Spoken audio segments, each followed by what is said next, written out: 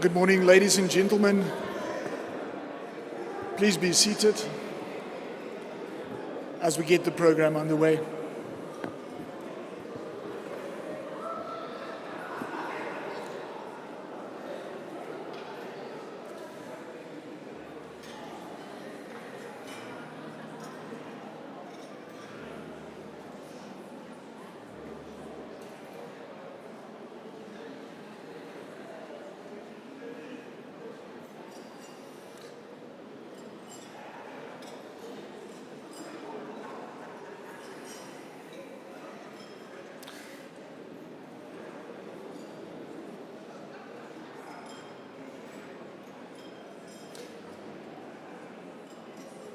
Good morning, distinguished guests, in particular the Chairperson of Council, Dr. Charity Mbeleni Morema, the Vice-Chancellor of the Central University of Technology, Professor Pamela Dube, the Patron of the Research Center on Human Technology Interaction, Dr. Daphne Mashile Nkosi, honored dignitaries, esteemed colleagues, and revered members of our community. All protocols observed. It is with immense honor that I stand before you today as we launch this pioneering initiative that is poised to make a profound impact not only in our immediate community, the inhabitants of South Africa, the university, but far beyond, the Research Center on Human Technology Interaction.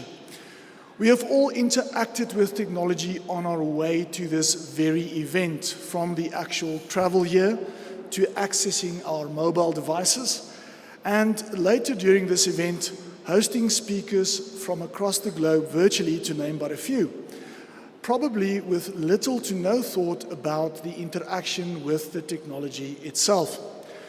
We've also had our moments with technology, haven't we?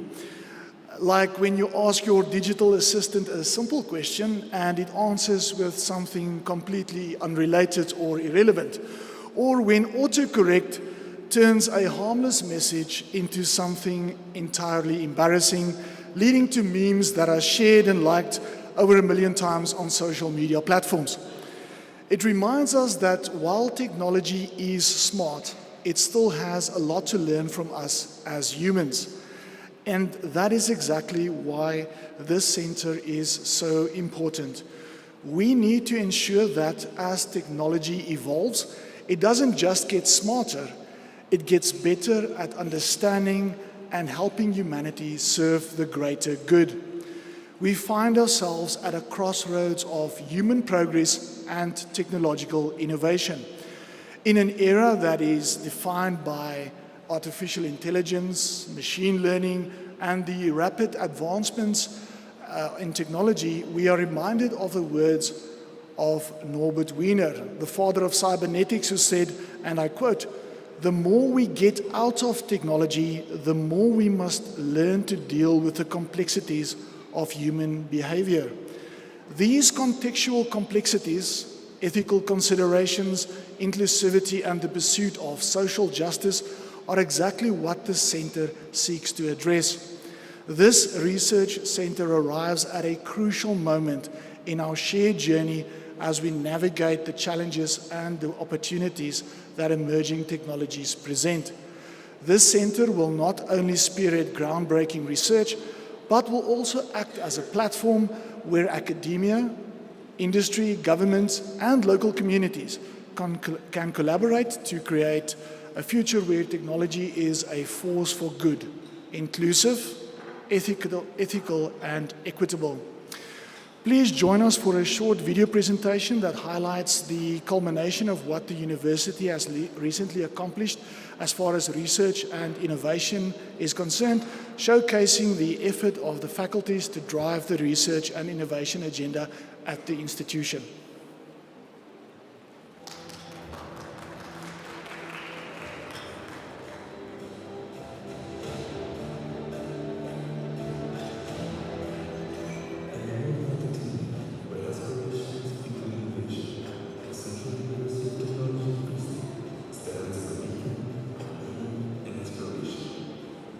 With campuses in Bloemfontein and Noord, CUT offers a transformative educational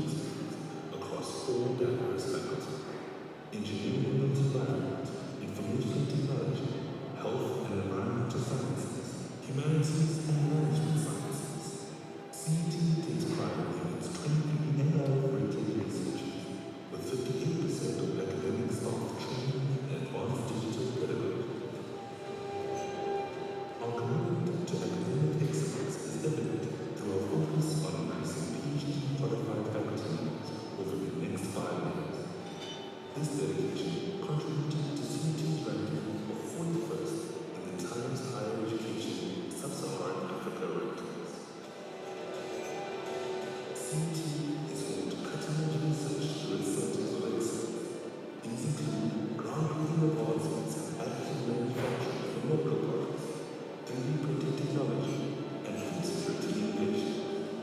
Center for Rapid Prototyping and Manufacturing, Idea Generator, and Product Development Technology Station are driving forces in shaping the future of technology and entrepreneurship in South Africa.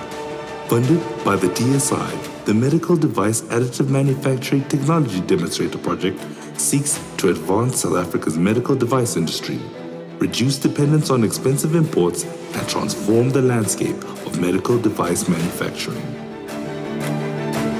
The CRPM was established in 1997 already as part of a research initiative, as part of the mechanical engineering department. The CRPM is standing on three legs. The research, where we are supporting international as well as national researchers in the area of additive manufacturing. The second leg is on industry-supported projects, where we actually support industries in South Africa, that is manufacturing industries, medical device, consumer products. We have around 900 commercial clients, and from there the third leg is in the social innovation, where we assist the public needy patients through foundation.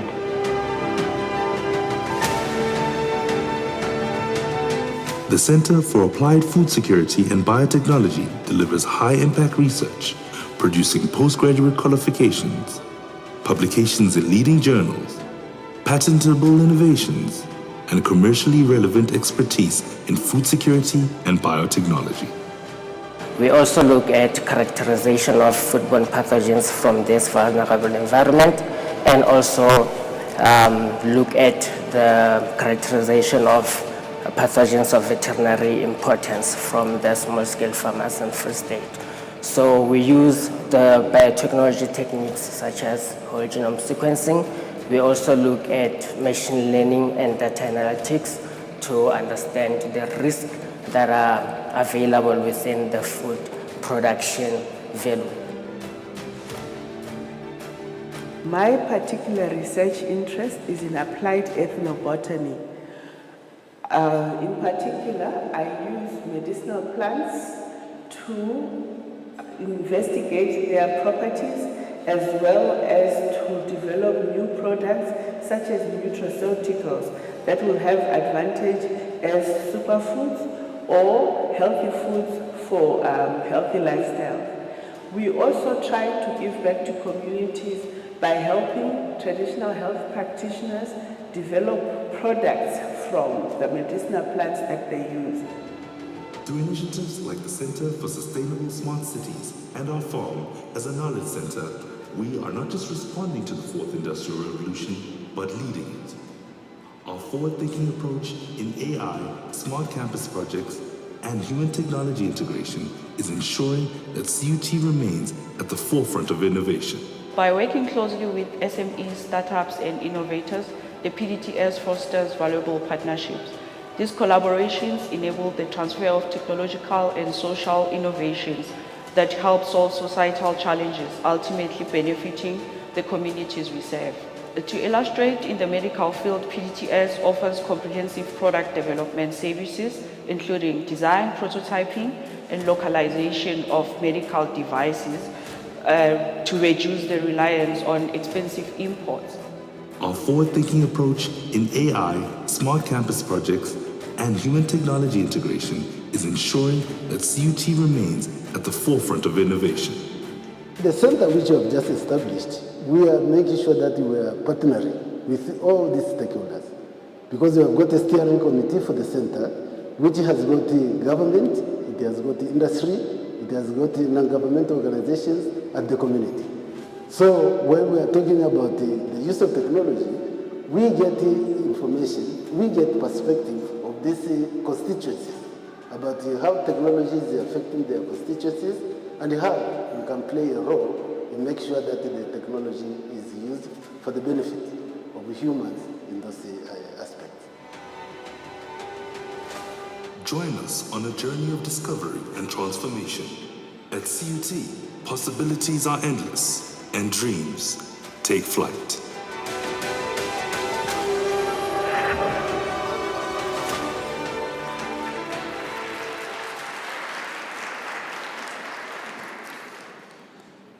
I'm honored to introduce the Vice Chancellor of the Central University of Technology, Professor Pamela Dube next.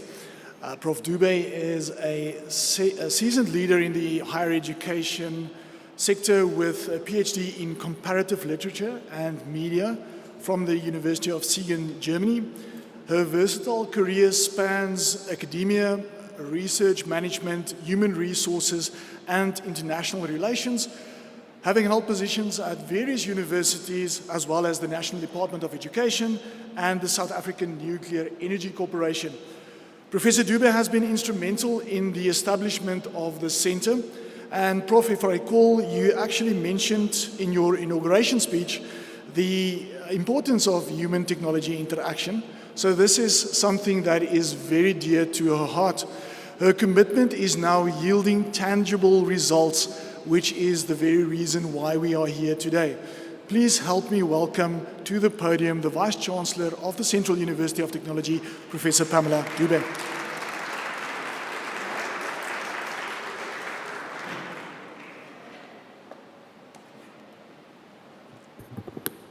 Thank you very much, Program Director. Chairperson of Council, Dr. Charity Mbileni Murema, and all members of the CUT Council who are here present and those who are joining us online, the executive leadership of CUT, faculty deans, and the directors of our 6 research centers that are represented here today, Vice Chancellor of CPUT and a chairperson of the Technological Higher Education Network of Southern Africa, or TENSA, Prof. Chris Nhlapo, Vice Chancellor Prof. David Norris, University of Botswana, Vice Chancellor Prof. Anders Hagfeldt and Ms. Emma Elliott from Uppsala University in Norway, Kgosi Kgabo Moroka from the Barolong Royal Family and her delegation, then the founder and executive chairperson of Galagadi Manganese Pty Limited and Stanley and Daphne Nkosi Foundation, Dr. Daphne Mashile Nkosi, and your delegation and esteemed guests, Minister of Minerals from Lesotho Government, Ms. Rebohile Lebeta, the CEO and Vice President for Academic Affairs from the New Era College of Arts, Science and Technology in Botswana, Prof. Amos Tabisa, Prof. Ahmed Bauer, the Professor of Human-Machine Interface from Johannesburg Business School, and Prof. Pramesh Lalu, Research Professor and Founding Director of the Center for Humanities Research at the University of the Western Cape.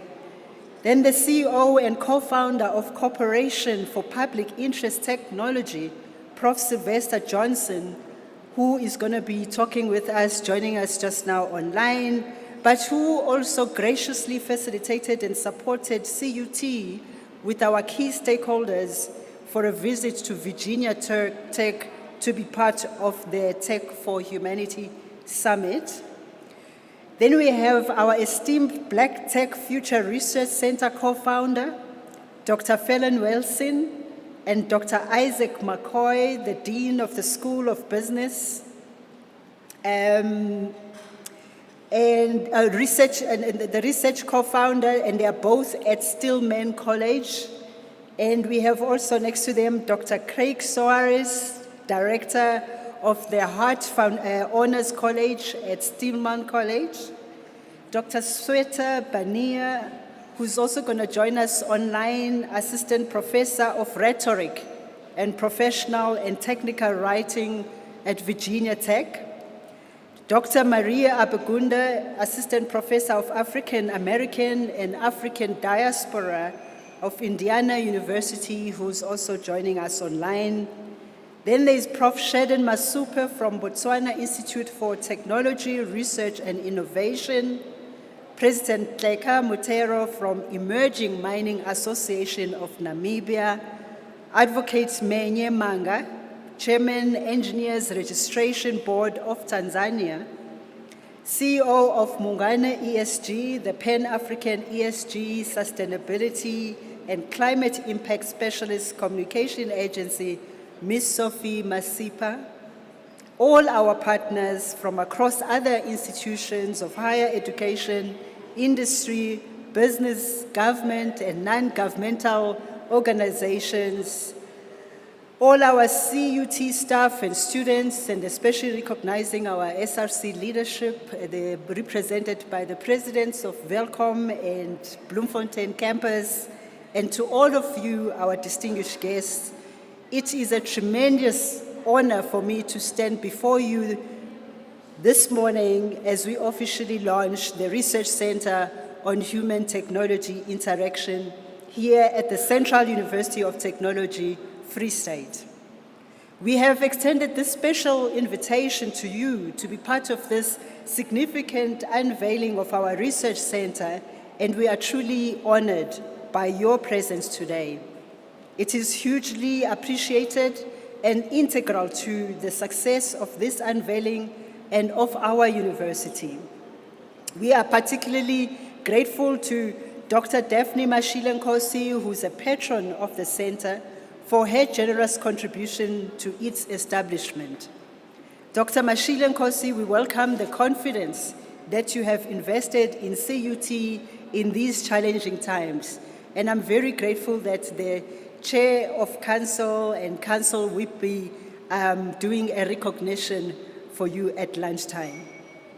We extend our heartfelt gratitude to our esteemed partners and colleagues in academia, government, industry, and NGOs locally from within the SADC region and the African continent, as well as from across Europe and the USA. Your presence and support mean a lot to us, and we sincerely appreciate the meaningful contribution that our keynote speakers and panelists will make throughout the event. Today marks the beginning of a new journey, a journey that is not only important for our university, but also for the broader society as we navigate an ever-evolving technological landscape.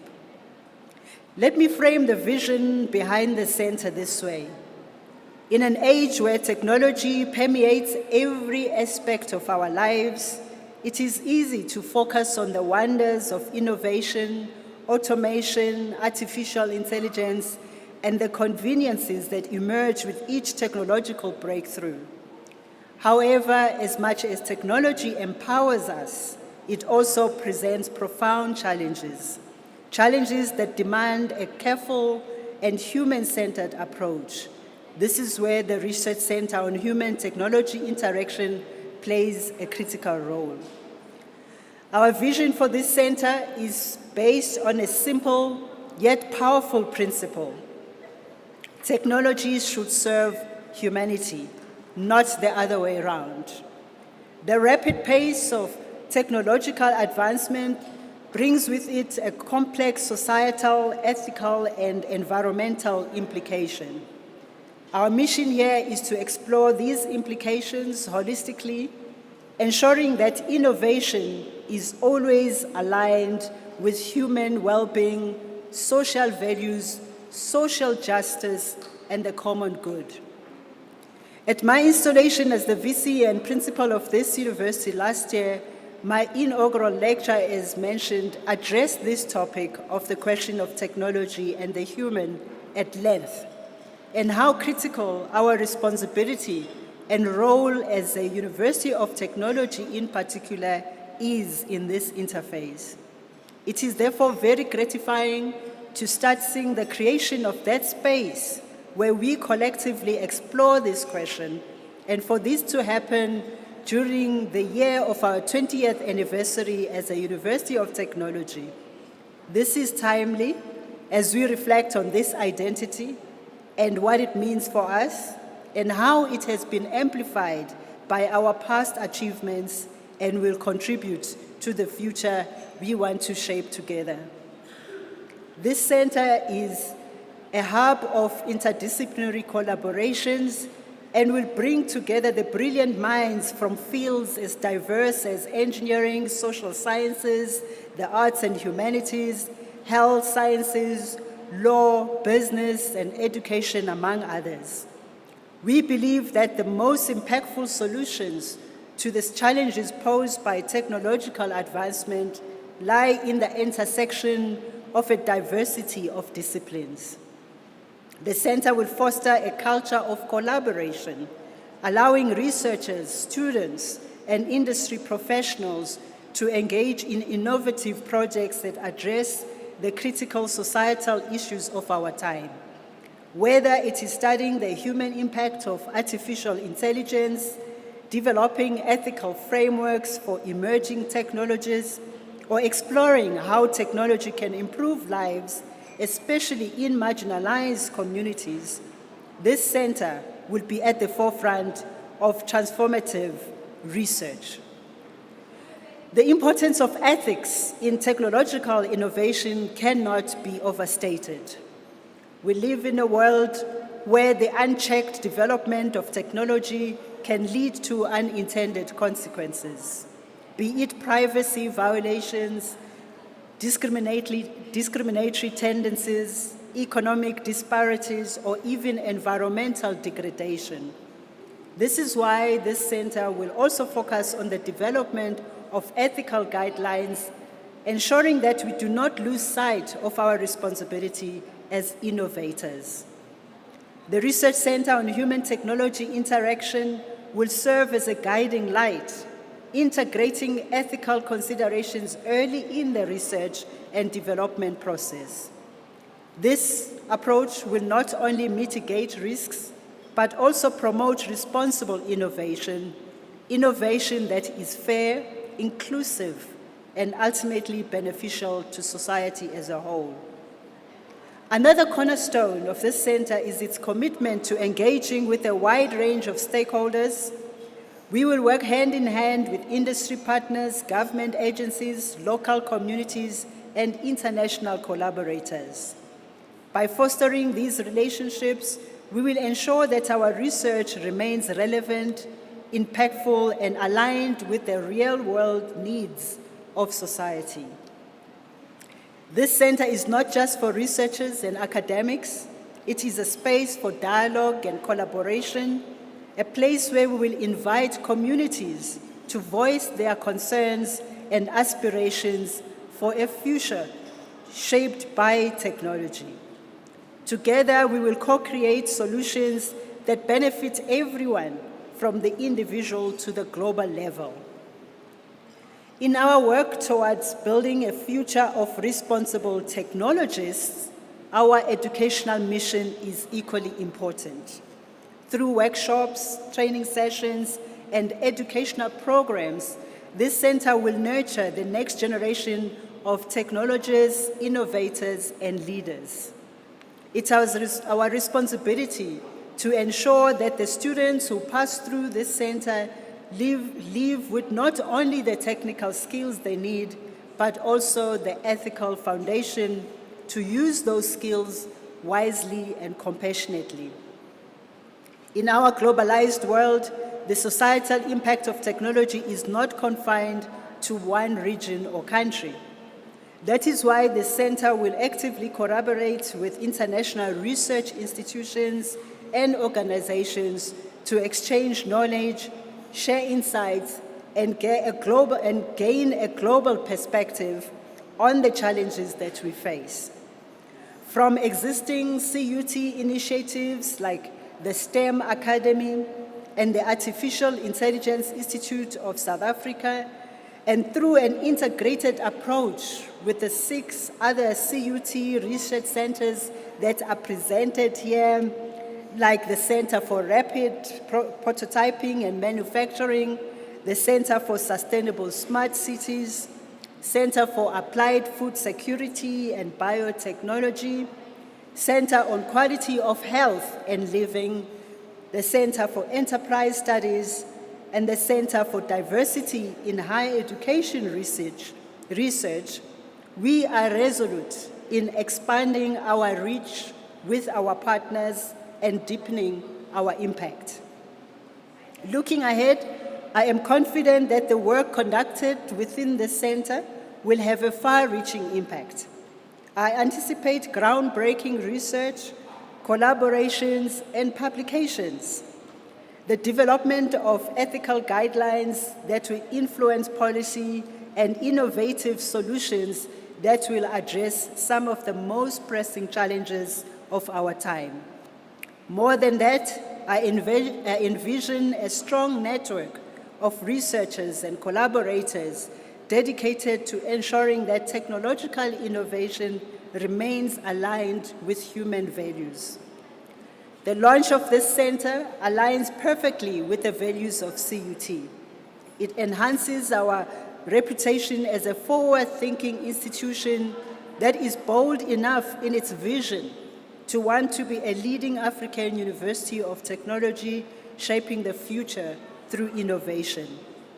Indeed, our commitment is to address societal challenges head-on and contribute towards shaping a future where technology and innovation serve the greater good.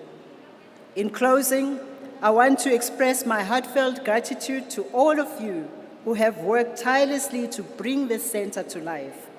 To the researchers, faculty members, industry, and community partners, this is your achievement. This is a testament to the power of collaboration, vision, and dedication. Together, we are taking a bold step towards shaping a future where technological innovation is not just advanced, but human-centered, ethical, and inclusive. Let us continue to dream, innovate, and push the boundaries of what is possible, always with humanity at the core of our mission.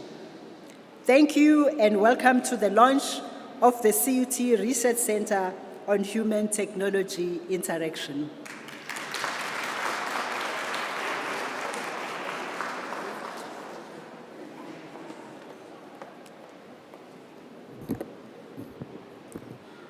Thank you, Professor Dube, for the profound opening remarks.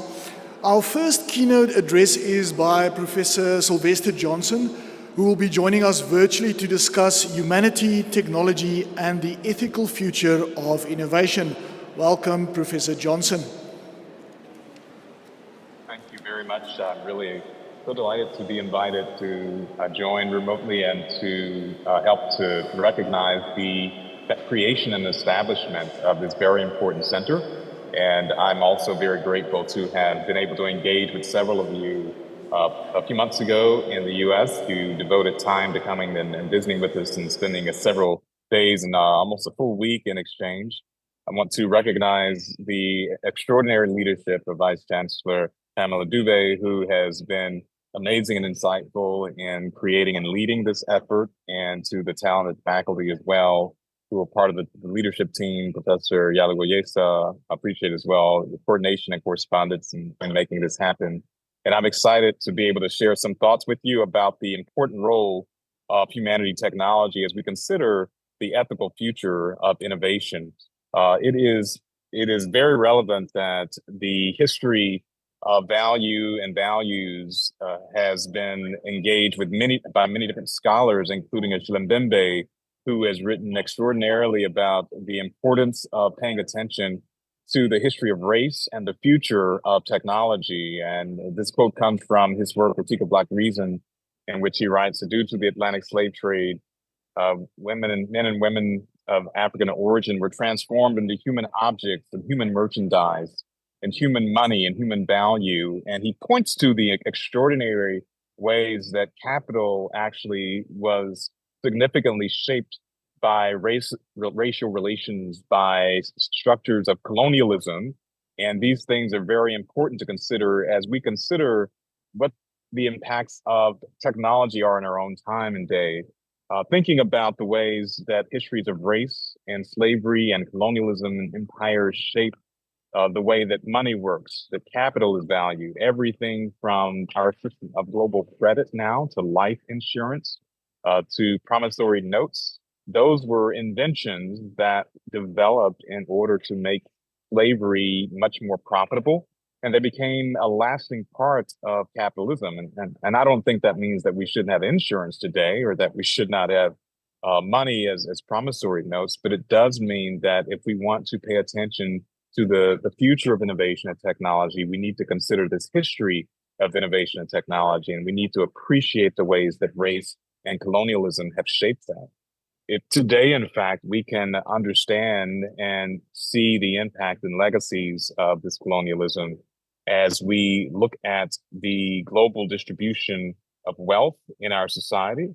And this is one graphic representation of that that shows that the majority of the world's people who are represented in the regions of the world are represented in gray, 86%, have only 27% of the world's income that is being generated through the global economy, and that a very small portion of the world's population, the so-called global north, has almost 3/4 of all of that income. And this is just one way that the history of capital and race and colonialism has actually shaped the distribution of wealth.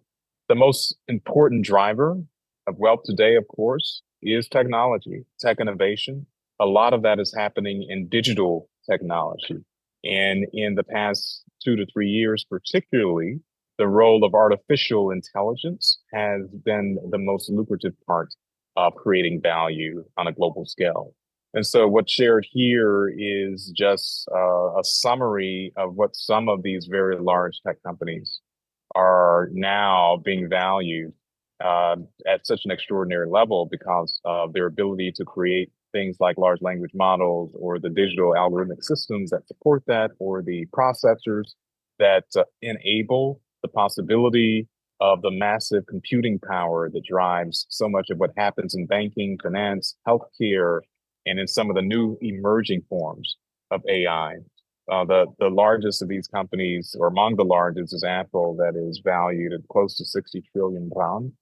And Microsoft, Amazon are there, Google, NVIDIA, particularly because of the rise of AI. And if you think about that distribution of global wealth in the global north, most of it is there. The global south has not been participating in most of that wealth, even though the global south is most of the world's population. We start to get a sense of how those legacies of race and colonialism and inequality that have been structured through those histories are continuing so far to shape the present and what appear to be the future of some of these.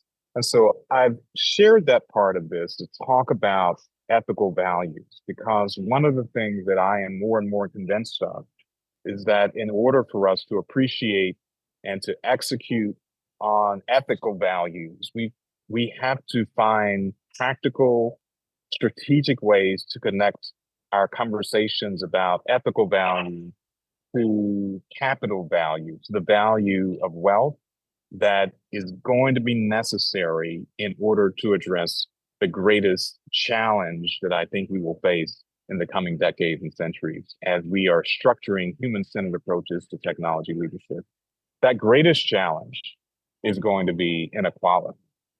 And we have to bring together what we mean by ethical values and combine that with the values of shared prosperity and wealth and inclusive growth in order to really bring together a humanistic leadership of technology. Some of the particular ways that the future of innovation have actually shaped the ethical challenges for technology can be seen with the creation of generative AI. And generative AI is to date the most powerful form of AI that is making it possible for machine intelligence to create music, art, to write text, to create new research and scientific insights in a way that makes it possible for us to be able to have a machine AI partner in the kinds of work that we're doing. The emergence of generative AI sort of gives a preview of the societal challenges that technical innovation raises, and also shows that there exists no comprehensive framework for governing AI globally. because we have a few countries that have created executive orders. The EU has a framework. China has actually created very important strides in structuring an AI ethics framework. But those frameworks typically do not involve the global south. They typically are not focused on including the people who are necessary to structure a change in the historical impacts and the historical effects of those legacies of colonialism and race. Biotech is also another area that is important in considering the future of innovation. And this biotech is relevant for not only agricultural technologies that are changing the way that food is grown or produced, so that food plants can be more resistant to disease. They can thrive more heartily under harsher environmental conditions. As our planet is warming up, it will be and heating up, it will be even more urgent to create new strategies for food security, for example, to feed a global population. And also in healthcare, the advances that are happening in health are making it possible, for example, to genetically modify people so that they're able to survive disease and unlock the power of their own bodies to heal. Biotech and precision medicine then are enabling a different future for humanity that I sometimes refer to as human engineering. That is being able to design or redesign people from the cellular and genetic level up. And this is going to rival or exceed the challenges that are raised by AI. In fact, what we will see in the coming years and decades is a combination of the power of artificial intelligence being combined with the power of human engineering in order to unlock new cures, new medical therapies, new ways of modifying people so that in theory, they can live healthier lives. Our challenge is going to be access. Our challenge is going to be inequality. Our challenge is going to be structuring the kind of human-centered guidance and leadership of this technology that enables us to ensure that everyone can be included in the way that these technologies are being distributed and governed. In other words, what we have to have is a new ecosystem of governance in order to advance a human-centered level of expertise. And there are different examples of how that new ecosystem might be structured, but it has to be based on what the Central University of Technology is doing by launching this new center that is going to bring together the technology innovation with the humanistic scholarship and research and analysis and engagement so that we can have a much more human-centered approach. One of the things that I consider and think about as I reflect on the creation of your new center is the future ways that humanities is going to be structured into providing solutions for the different challenges of our societies. We have often been told that humanities is not relevant for a technological society because it doesn't have the technical skills that are important for leadership. But what we've seen actually in the creation of these technologies and their impact on our society is that the humanities and the human-centered leadership is actually going to be the most important lever that we have to use to make sure that the impact of our technologies, that the design of those technologies, that the way those technologies are being commercialized and deployed in our society are actually creating the impacts and the effects that we need. And that means we have to have human-centered expertise and humanistic expertise that's part of designing technology and leading it. And so what I see happening in the coming years and decades is an increase in the ways that humanities will be integrated in order to into collaborative learning in order to create the future talent that we need to have a global society that can actually manage our technology, that can actually govern it in a way that is inclusive, that creates justice, that creates equitable outcomes. And before I close, I'll give one example of how this has happened. So data trust initiatives is something that has been piloted in the EU as a way of trying to create more participation in the value and the profiteering that happens with user data. And what the EU is doing is creating a trust that will be a government entity that is a steward of the data that individual consumers have, so that their data is not just going to monetize profits for private companies, but also creates profits for those individual consumers. And what that means is that it can become possible for individual consumers to actually benefit from the monetization of their own data, instead of all of that benefit going only to private companies that already generate massive profits by getting access to the data of their users. And so that's an example of a societal innovation. It's not so much a technical innovation that data trusts are creating. It's a policy innovation. It is trying to execute values in a way that deliver those to allow people to experience more inclusivity. As we look at the global dimensions of the challenges that technology is raising, we realize that there has to be a response that is deliberate, strategic, and concerted to what Achille Mbembe laid out in his analysis of these historical legacies. And that is to say that in order for us to actually create more equitable outcomes, to bring true leadership to technology that is grounded in an ethical framework, that does not merely pay lip service to an idea of justice or human rights, but actually ensures that we are protecting and delivering services and human rights for all humans, for everyone, then we have to have leadership coming from African nations. We have to have leadership coming from universities such as Central University of Technology that are inclusive in their methods and their constitutions, who are visionary in their leadership. As Vice Chancellor Pamela Dube, you have been in ensuring that something like this center can emerge in order to take on the most pivotal role now for the leadership of technology. And I am very excited to be able to join you today and to witness the establishment and the official launch of this center, because I am quite convinced that CUT is poised to advance in a very game-changing way the global dimensions of justice and equitable outcomes.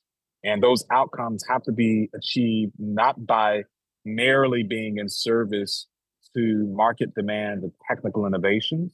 It's important to attend to those demands, but especially to bring a humanistic, human-centered level of leadership and methods that's grounded in true, inclusive, democratic practices, so that we can manage our technology, we can create it, we can deploy it, and we can govern it in a way that is actually going to address the greatest challenge that we have to meet in the coming years and decades, and that is a global system of inequality. Thank you again for this invitation to be able to share with you. I'm excited to see the launch of this center. I look forward to forging new paths for us to collaborate globally and to build new partnerships so that we can share insights and share research. I'll be following up with you, those of you in the center, about ways that we might be partnering in order to do some of this work for the ethical governance of technology. And I am saying to you, congratulations on this very important stride in leading a new era for collaboration in technology and humanistic thought. Thank you again.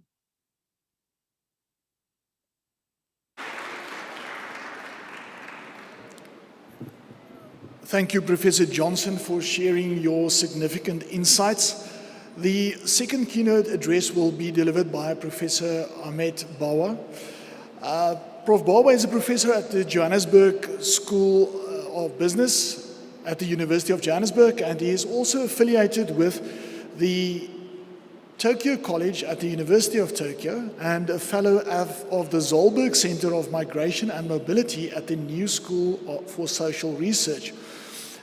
The professor also served as Deputy Vice Chancellor and Principal at the Durban Center of the University of Natal, and holds a BSc in Physics through the University of South Africa, BSc Honours at the University of Natal, an MSc in nuclear physics at the University of Durban Westville, and PhD at Durban University.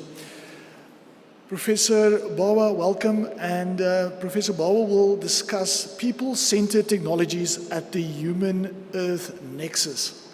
Thank you, Professor.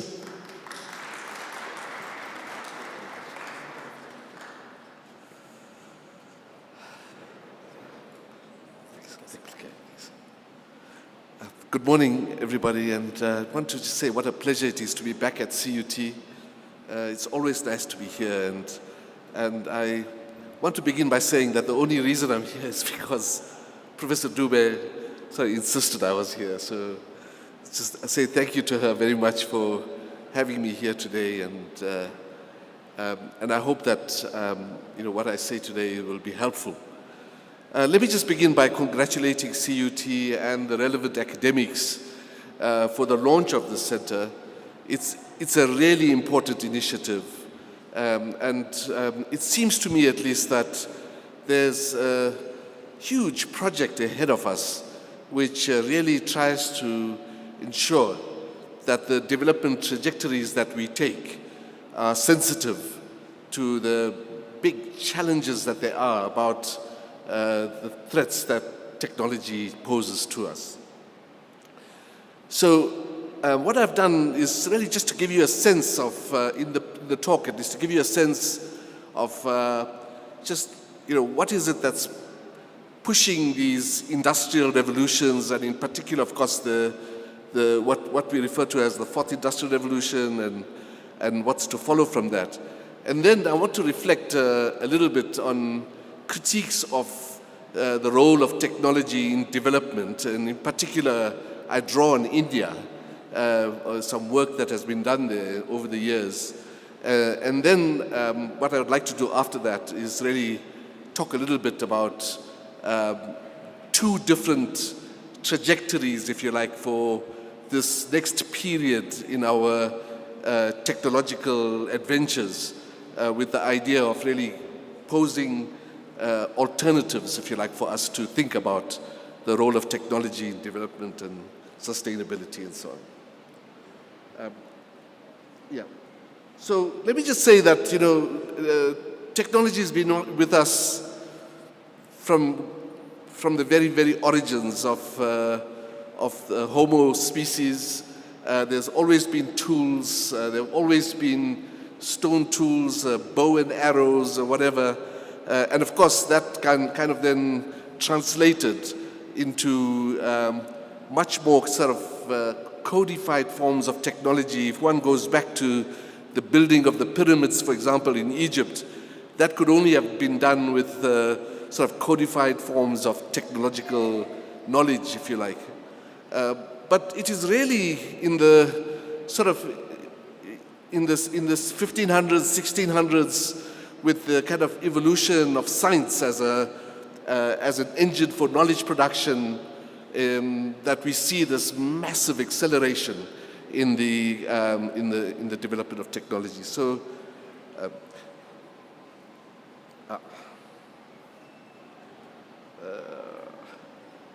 okay, sorry. Okay, so you're going to find this a bit difficult to read, I guess, because the screen is quite small. But let me just kind of really indicate what this shows. So what I have on this slide, actually, if you don't mind, I'm just going to get my laptop, just so that I can.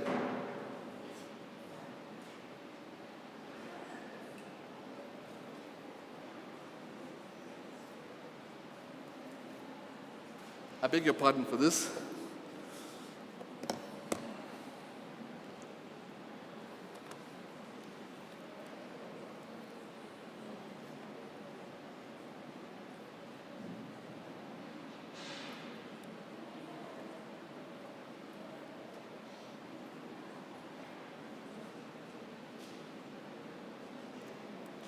Okay, so just to say, that we really had sort of, as I mentioned earlier, stone tools, the controlled use of fire, which was kind of a really revolutionary point in our history. That happened about 1 million years ago. 200,000 years ago, there's evidence of the development of beds. Of course, all of this on our continent. 12,000 years ago, we had the agricultural revolution, and as you can imagine, that was a singular important moment in that period. And then 9,000 years ago or so, the origins of paper in China. And of course, you can then go on the Bronze Age, the evidence of gunpowder being developed, and as you can imagine, the whole military-industrial complex really became a very major kind of engine for new technologies and so on. And then, of course, I should mention that we had windmills. Wind turbines are not very new. Windmills existed long before. Wind power, at least, is not new. It existed long before now. That happened about 1,500 years ago. And then about 1,000 years ago to 800 years ago, the microscope was discovered, printing presses were discovered, and so on. Then we had the first industrial revolution, which happened about 300 years ago, and basically it's the steam engine. And the steam engine, by the way, was driven by a set of, sciences, and I'll come to those in a minute. And that gave rise to kind of the replacement of animal power by steam power, steam engines driving, logistics, if you like, for a new period of time. And then in the 1860s, let me just say, between 350 and 450 years ago, we had the development of classical mechanics in particular, and chemistry. Of course, this was the time of Newton and Galileo, and then Newton, and the codification of these kind of fundamental principles of mechanics. By the way, I'm a physicist, so there'll be a leaning towards physics in this, okay? So please bear with me as we go along. Classical mechanics gave rise to a whole range of new developments. But it was really in the 1860 that we had Maxwell kind of codify what is called the equations of electromagnetism. And all of you who've studied physics and so on will understand not just how important Maxwell's equations were, but also how beautiful they are, just how powerful they were in driving kind of new technologies and so on. So about 300 years ago, the steam engine, and then from the 1830s onwards, we had what we might think of as the second industrial revolution, which was really the industrial period, with massive increases in production of new technologies, if you like. And I'll come back to those in a minute. From 1950s onwards, we had information and communication technologies begin to take off. What drove that was quantum mechanics. Quantum mechanics became the basis of that. Now, I just want to emphasize, it's not like, classical mechanics and then electromagnetism, and then, of course, classical mechanics plays a role all the way through. Electricity and magnetism plays a role all the way through, and the same now with quantum mechanics. And that gave rise to the third, what we refer to as the third industrial revolution. I know these are very arbitrary terms and we have to be careful with them. And then we had what we refer to now as the fourth industrial revolution. And what comes into play in the fourth industrial revolution is clearly nanotechnology, modern composite materials, quantum physics, human genomics, supercomputing, and so on. They begin to take off from the 1950s onwards. And then by the time we get to 2010, we see the emergence of the digital technologies taking over. By the way, that's not the end of it, because right now, there's a whole plethora of other kind of sciences that are now kicking in, which are very, very kind of powerfully placed to have an influence. One of them is quantum information and quantum computing, which is a part of quantum physics, of course, but really takes it to another level. It's going to give rise I don't think there's a question of whether it will give rise, but it will give rise, we don't know when, to what we talk of as quantum computing, which takes computing to a completely different level. And I'll explain to you in a short while why that is so important. And the other is high temperature superconductors. Basically, superconductors makes the transmission of electricity completely free. And that's a completely new, will be a completely new impetus for the development of new technologies. By the way, from the 1830s onwards, we saw the advent of telegraphy, the telephone, electric lights, automobiles, mechanical flight, synthetic fertilizer, televisions, antibiotics, nuclear bombs. All of that happened in a period of 100 years or less. So the point I wanted to make to you is that from, we had a sudden acceleration of these technologies, and driven primarily by the fact that we had this very serious codification of science that took place from the 1830s, from the 1700s onwards. Of course, I want to come back to all of that in a short while, but just to say that if we go to the digital technologies, what are they, what is it that's driving them? It's machine learning, clearly, deep learning, augmented reality, virtual reality, data and data analytics, cloud computing, artificial intelligence, the discovery of CRISPR, which is an amazing tool, and of course the acceleration in human genomics. And so just to refer to those few things as a start.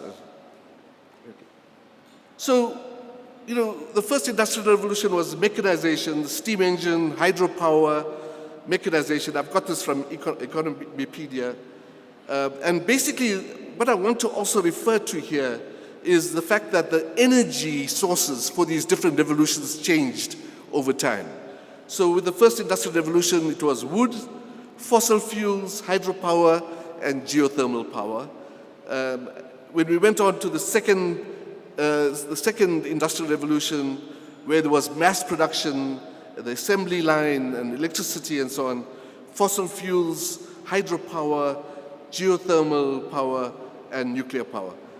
And then we went on to the third industrial revolutions. We saw the acceleration of nuclear power in most parts of the world. Fossil fuel, I shouldn't say most parts of the world, in the global north in particular.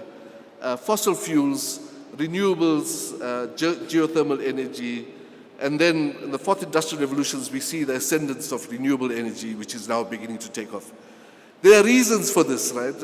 So during the period of the second industrial revolution, what we really needed was dense energy.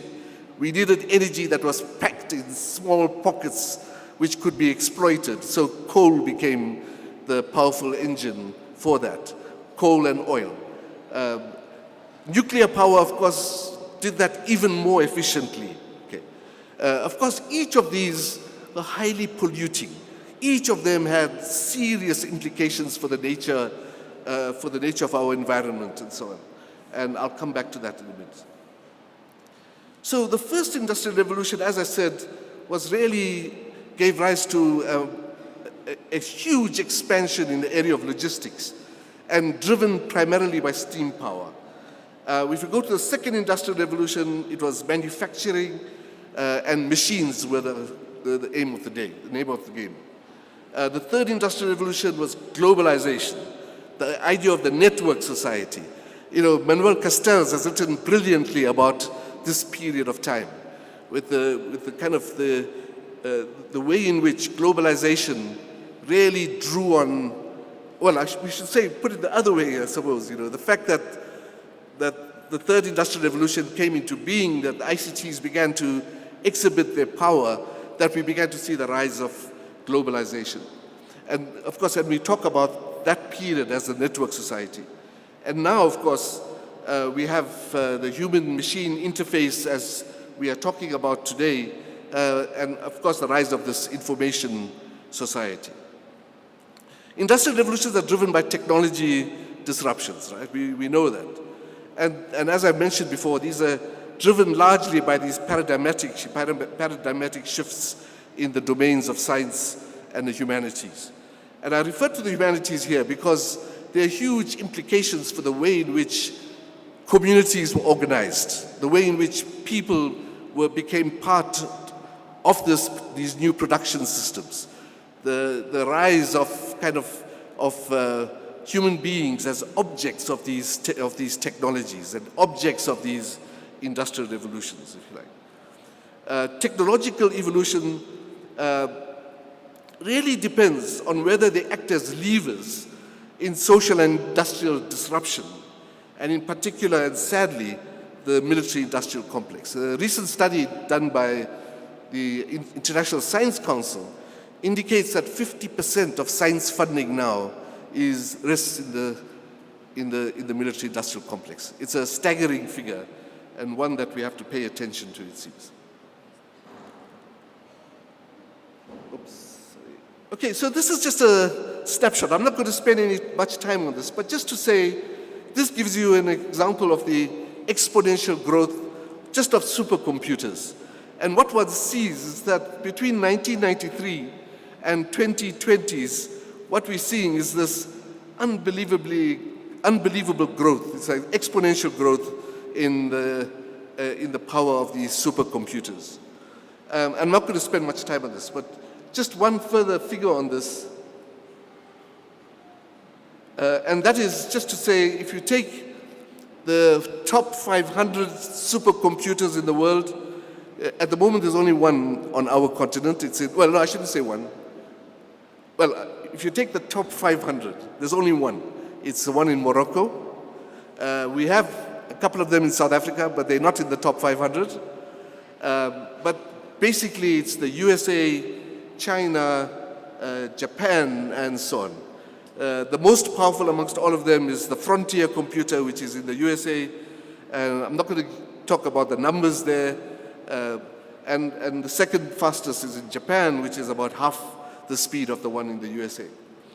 But what I wanted to say was that, in fact, if we take the Square Kilometre Array project that we have, which is shared with Australia, the SKA is now building 2 of these supercomputers, one here, one in Australia, which will place us 6th in the world in terms of these supercomputing. So that will be a very big step up, if you like, in terms of our capacity to do supercomputing. You might want to know, why do we need it, right? Why is it a waste of money and so on? It's just the quantity of data that's going to be pouring from the Square Kilometre Array that has to be analyzed and so on. Just to give you a sense of this, I worked at CERN in Geneva for a time, and in the Large Hadron Collider, which is this circular collider where you have particle interactions, there are 1 billion collisions every second.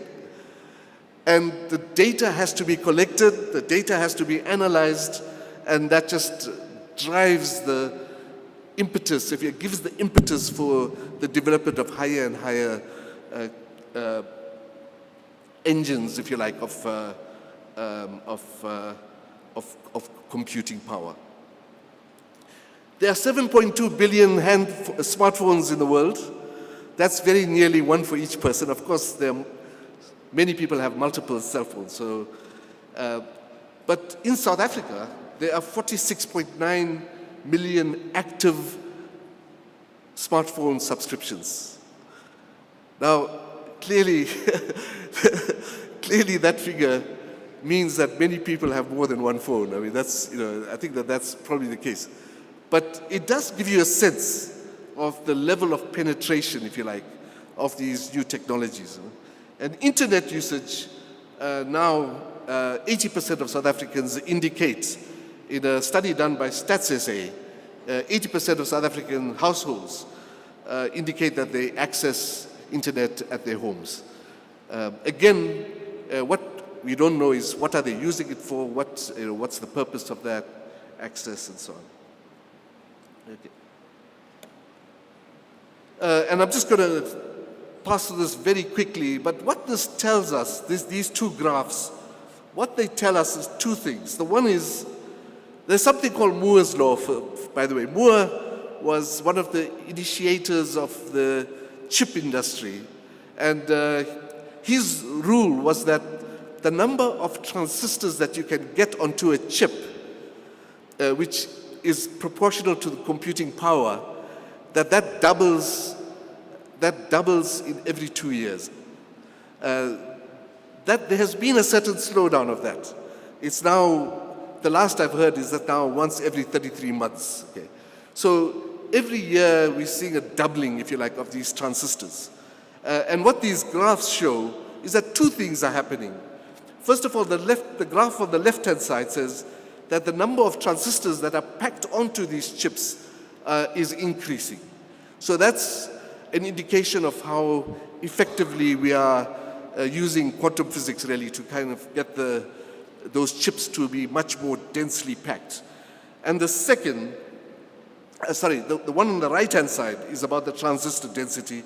The one on the left-hand side is about the number of transistors on the chip as a function of chip size. So that gives you a sense, in fact, that what we are seeing is a continuing growth in the power of these computers.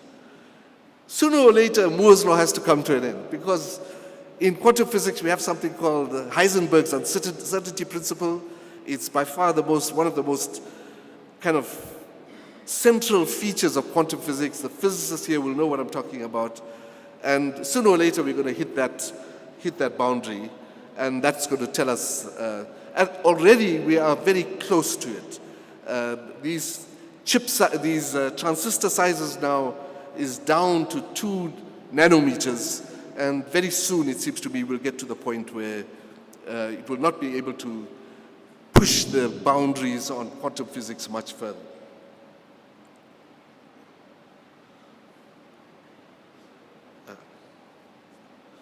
Okay, so again, just going back to those industrial revolutions. So we have to ask ourselves, what is it that really kind of, causes these technologies to be absorbed? The first thing clearly is the maximization of production and the maximization of profits. If that's not on the cards, then these technologies very rarely survive. They have to be there for the taking of the industrialists and so on. They are clearly driven by technological disruption, I've mentioned that before, and which is driven by the underlying science. I've spoken about that before. And there's this demand-supply dynamic. It's a good question, just how many technologies have we lost because they haven't been taken up, because they were not designed for they were not appropriate for the maximization of profit. Okay. And as I mentioned earlier, these industrial revolutions fuse with each other. So it's not true, in fact. If you take the revolution of the first industrial revolution, the steam one, you can imagine now, of course, we still use it in the tourist industry, right, where we have steam trains and steam engines and so on.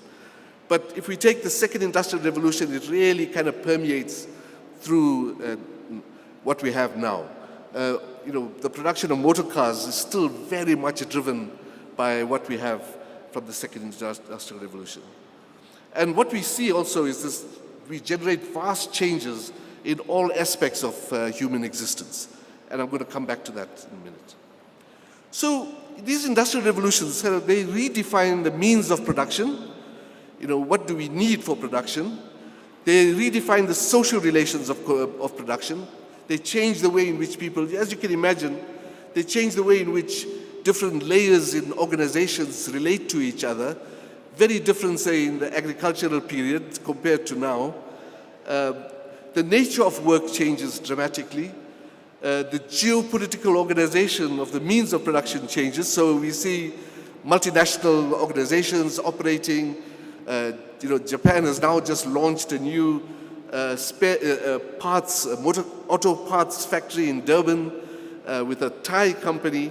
So one sees this kind of geopolitical organization taking place.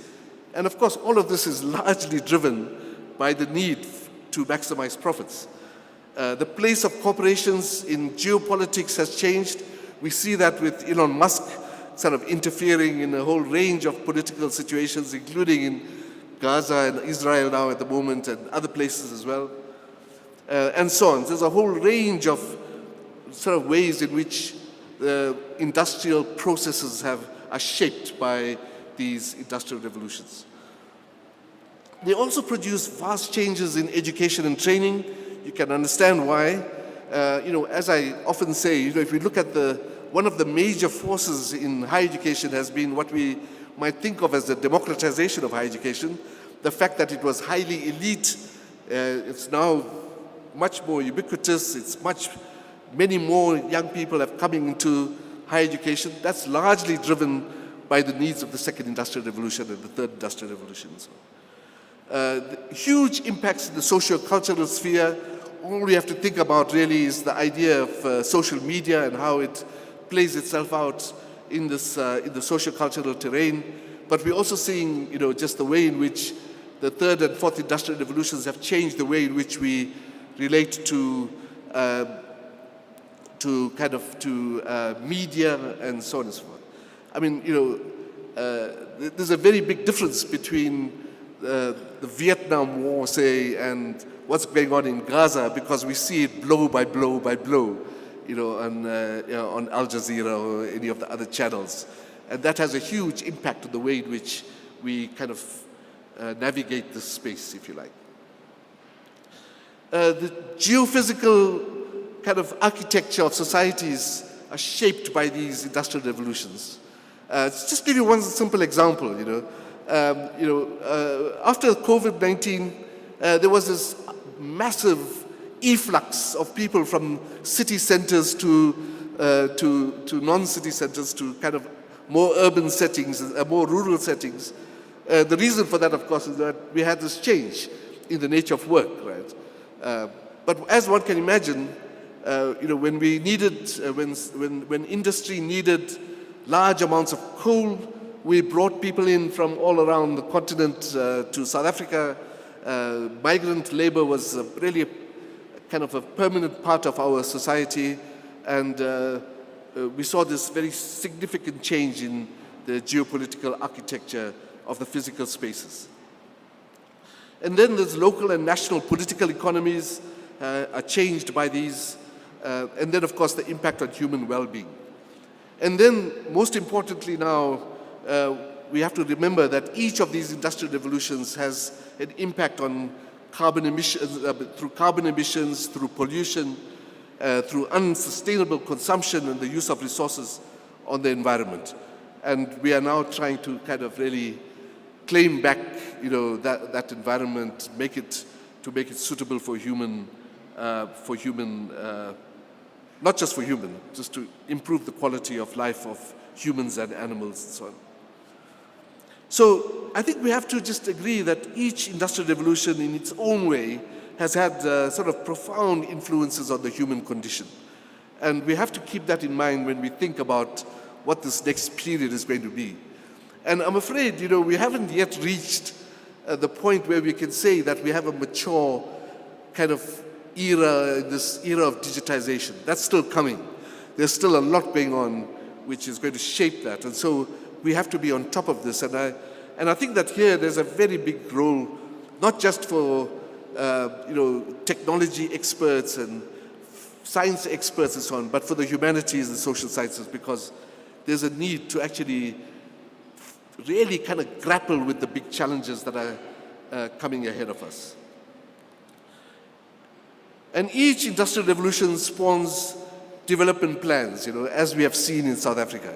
Each one, each time we have some change, we have these development plans. I mean, when I think about South Africa, think about our own. We started with the RDP, we went to the RDP white paper, then we went to GEAR, then we went to ASGISA, GIPSA, the African Renaissance Project, NEPAD. I mean, in each time, we get dragged in one direction or the other, by these imaginations, if you like.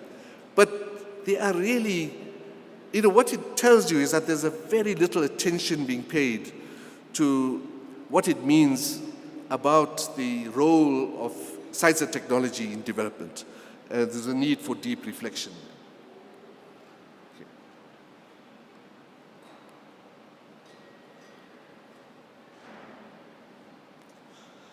Okay, so I want to spend, now for some reason, my slides, I want to spend just a few moments talking about what's special about this moment here. The first industrial revolution, in essence, challenged humanity to go beyond the use of animal power for locomotion, for logistics, and so on. The second industrial revolution is still with us. Its powerful influence was to extend and create the productive connections between the human body and machines. So, what used to be done in the past was partly now done by machines, partly done by humans, and I'm going to come back to that in a minute. The third industrial revolution really sparked off new forms of geopolitical organization for enhanced production and the imagination of the knowledge economy. The fact that we were kind of all now absorbed by this idea that knowledge had become the new currency. Of course, the fact that, we were still going to be the big places for the production of raw materials really doesn't speak to that. I mean, the fact of the matter is that, we had a completely warped view, in my view at least, in the 1980s and 90s, about how we would just simply kind of evolve into this knowledge economy. We misunderstood that to some extent. And then the signature of the fourth industrial revolution is artificial intelligence. I mean, there's a whole range of other things going on. The growth of computing power, the growth of cloud-based computing, all of that. But the signature is artificial intelligence. And what it's going to do, or what it's already doing, is kind of making connections between, not between the body of the human and the body of the machine, but between the thinking human and the thinking machine, making connections of that kind. And in that process, what it's doing is reshaping the nature of the way we think about thinking, think about imagining, think about and so on. Here's an interesting story, right? It's a real story. AlphaGo is an algorithm, it's a program that uses a Monte Carlo tree search algorithm to find its moves in a game that's called Go. Go is an Asian game. It's Korean, South Korean, Chinese game. It's a strategy game. It's a fascinating game. And of course, the idea was to kind of match the power of artificial intelligence with this, with the best players of Go in the world. Okay? Now, we've seen that in chess already. Okay. And the way that this was done was really to train neural networks, artificial neural networks, like the brain has, with real games that have already been played by experts. Okay. So by extensive training. Okay. The world's greatest kind of Go player was Lee Sedol, and South Korean, and he was a professional, and he's ranked the 9 Dan, which means he's right at the top there. Okay.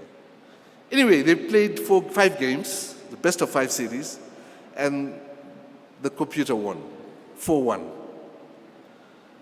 Now, that's not the reason I'm telling you the story. The reason I'm telling you the story is that after the first game, Lee Sedol said, I thought AlphaGo was based on probability calculations and that it was merely a machine. But when I saw this move, and he refers to a particular move, I changed my mind. AlphaGo is creative.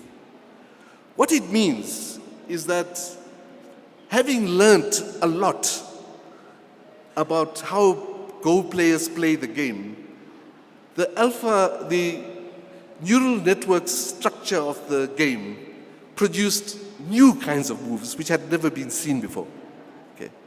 In fact, after this, long after the game was played, the games were played, Lee Sedol says that he can't think of any human being that would have played that move. Okay. Talking about a particular move. So the whole of the game is brilliant, but every now and then, this artificial intelligence game produced like a stroke of genius, if you like. What it tells you is that there's more going on in these artificial neural networks than just simply putting out what they have been taught. Okay? I don't know if that makes sense. Okay, so let me just step back a while now. So Mahatma Gandhi had initiated in India, somebody must keep an eye on the time for me, please. Otherwise, I'll just carry on. Pam, I'll depend on you. Okay, so Mahatma Gandhi initiated in India a boycott of English cotton because cotton from India was being exported to England, to the Lancashire mills where they were being processed, where it was being processed, and then exported back to India. So Gandhi said, why should we do that? We know how to convert raw cotton into cotton cloth. Okay? So he started. Anyway, he was invited by the unions at the Lancashire mills to visit there in 1931. They were hoping, of course, that he would sort of back down on the boycott. Gandhi goes there and is absolutely horrified by the impact of these large cotton gin machines on the human condition. And not just on the physical impact on their bodies, but also on the social fabric of their societies.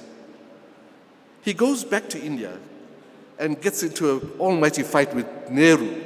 Nehru, of course, was trained in the UK, Cambridge graduate, thought about the future of India as being dependent on science, and there are wonderful stories about this, by the way. Thought of India being placed on the term that was used is, if India wants to be a nation amongst nations, it must adopt science as the basis for its development.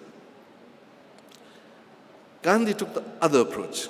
Gandhi said, no, we must find ways of developing our indigenous science capacity. Very different approach. And by the way, they never agreed on this. Nehru became prime minister, and of course, he won the day. But in 1956, about 7 or 8 years after the change in India, Atma Ram, who was the chair of India's National Council on Science and Technology, I think it's something like our National Advisory on Council and National Advisory Council on Innovation.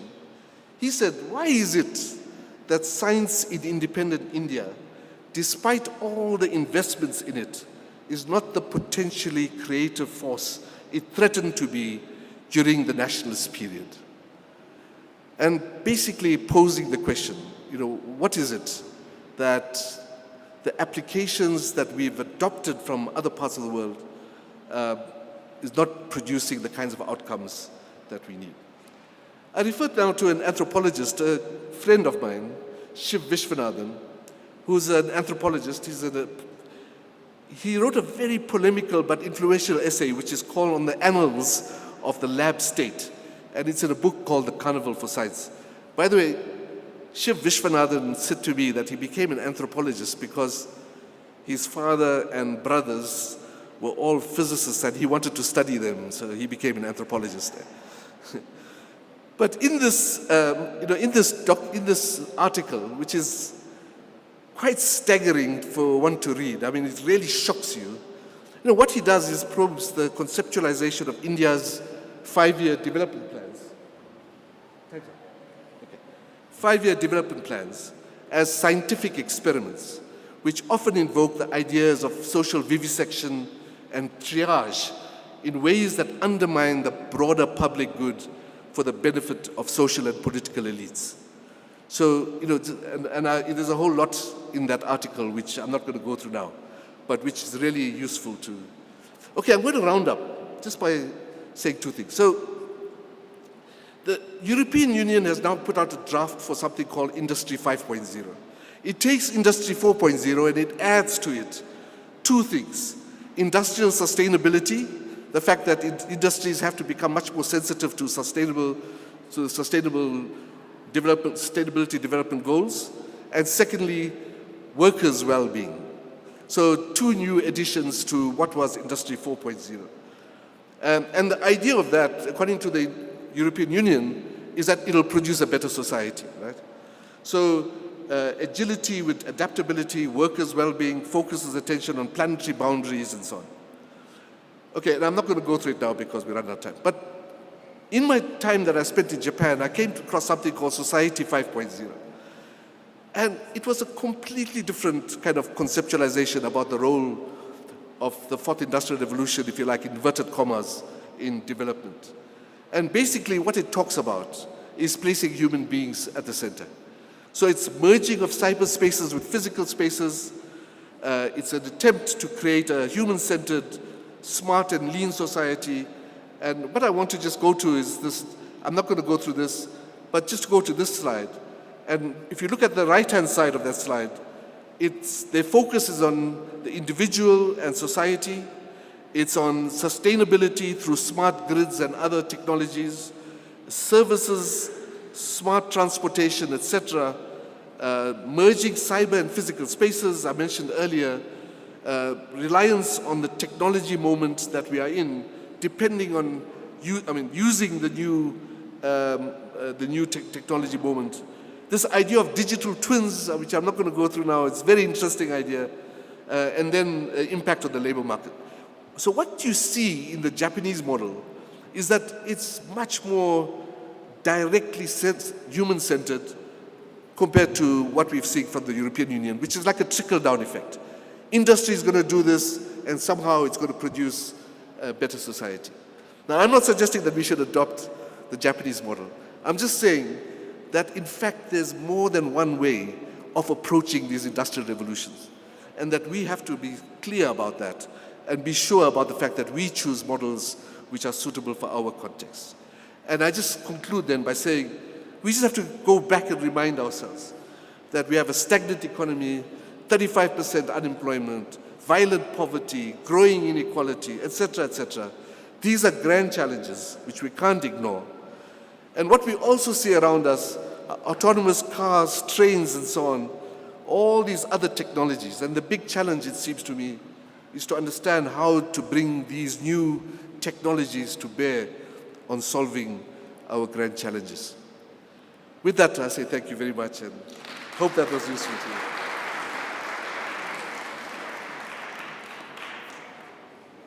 Sorry about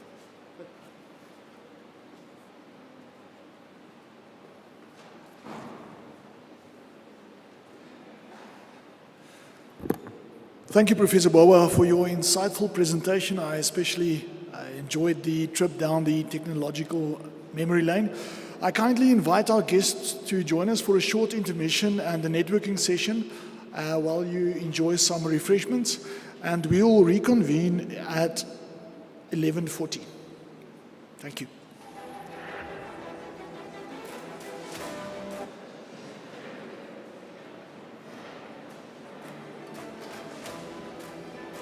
In the world of academia, where aspirations fuel innovation, the Central University of Technology, Free State, stands as a beacon of learning and exploration. With campuses in Bloemfontein and Welkom, CUT offers a transformative educational experience across 4 diverse faculties: engineering and built environment, information and technology, health and environmental sciences, humanities and management sciences. CUT takes pride in its 23 NLF-rated researchers, with 58% of academic staff trained in advanced digital pedagogy. Our commitment to academic excellence is evident through our focus on increasing PhD-qualified faculty members over the next 5 years. This dedication contributed to CUT's ranking of 41st in the Times Higher Education Sub-Saharan Africa rankings. CUT is home to cutting-edge research through its centers of excellence. These include groundbreaking advancements in additive manufacturing for medical products, 3D printing technology, and food security innovations. Our Center for Rapid Prototyping and Manufacturing, Idea Generator, and Product Development Technology Station are driving forces in shaping the future of technology and entrepreneurship in South Africa. Funded by the DSI, the Medical Device Additive Manufacturing Technology Demonstrator Project seeks to advance South Africa's medical device industry reduce dependence on expensive imports, and transform the landscape of medical device manufacturing. The CRPM was established in 1997 already as part of the research initiative, as part of the mechanical engineering department. The CRPM is standing on three legs. Research, where we are supporting international as well as national researchers in the area of additive manufacturing. The second leg is on industry-supported projects, where we actually support industries in South Africa, that is manufacturing industries, medical device, consumer products. We have around 900 commercial clients.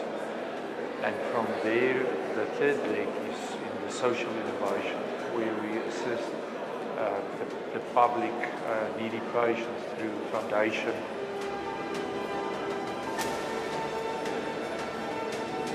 The Center for Applied Food Security and Biotechnology delivers high-impact research, producing postgraduate qualifications, publications in leading journals, patentable innovations, and commercially relevant expertise in food security and biotechnology.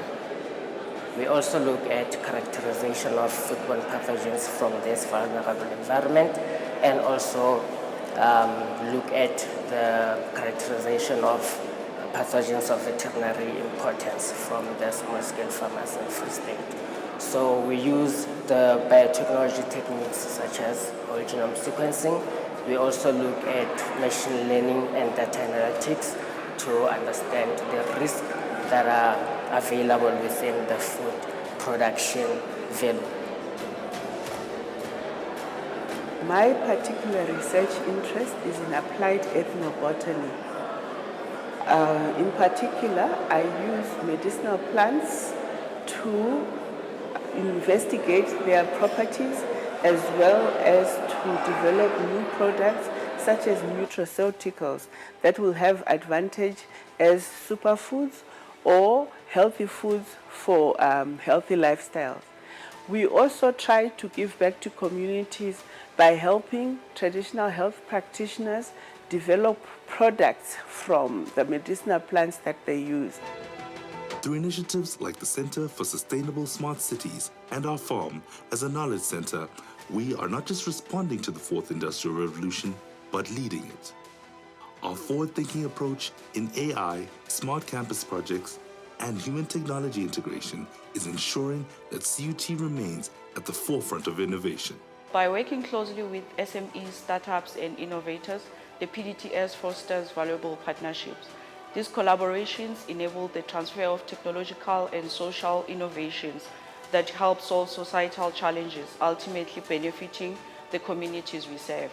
To illustrate, in the medical field, PDTS offers comprehensive product development services, including design, prototyping, and localization of medical devices to reduce the reliance on expensive imports. Our forward-thinking approach in AI, smart campus projects, and human technology integration is ensuring that CUT remains at the forefront of innovation. The center which we have just established, we are making sure that we are partnering with all these stakeholders, because we have got a steering committee for the center, which has got the government, it has got the industry, it has got the non-governmental organizations, and the community. So when we are talking about the use of technology, we get the information, we get perspective of these constituencies about how technology is affecting their constituencies and how we can play a role in making sure that the technology is used for the benefit of humans in those aspects. Join us on a journey of discovery and transformation. At CUT, possibilities are endless and dreams take flight.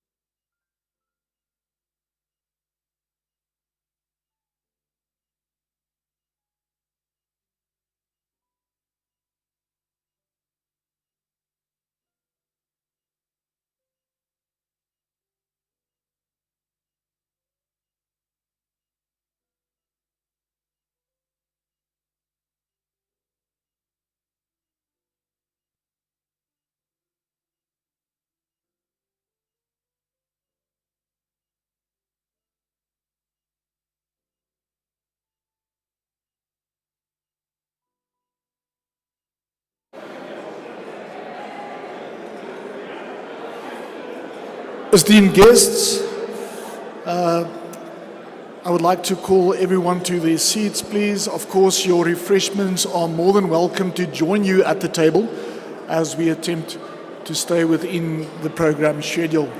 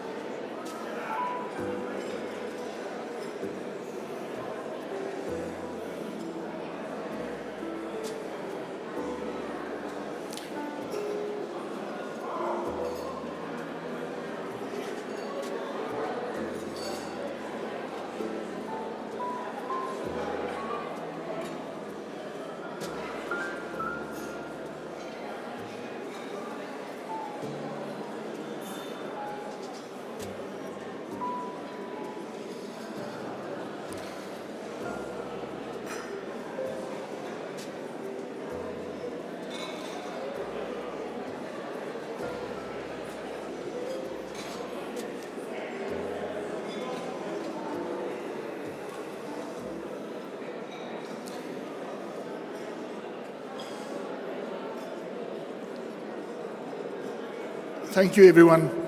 It is my pleasure to welcome to the podium Professor Yali Wayesa, who will moderate a panel discussion and introduce the panelists to the audience. It's noteworthy to mention that Professor Wayesa played a pivotal role in the preparation as well as the establishment of the center under the leadership and guidance of Professor Ngowi. Please help me welcome Professor Wayesa.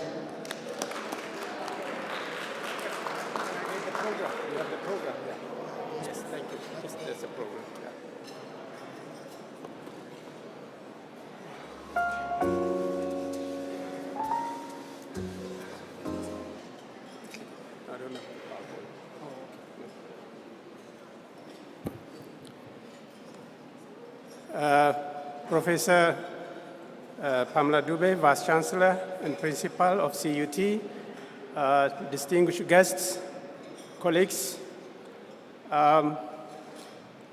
Here we are going to have a panel discussion on the topic of the panel, as you might have seen in the program, is navigating the future ethical and societal implication of human-technology interaction. This panel discussion will provide a holistic view of the various aspects of human-technology interaction, engaging a diverse audience and setting a strong foundation for the research center's future endeavors.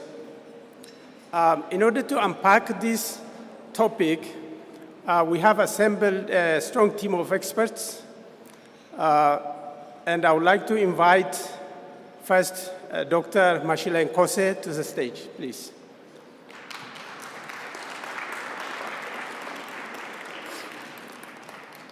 And then may I invite Professor Premish Lalu.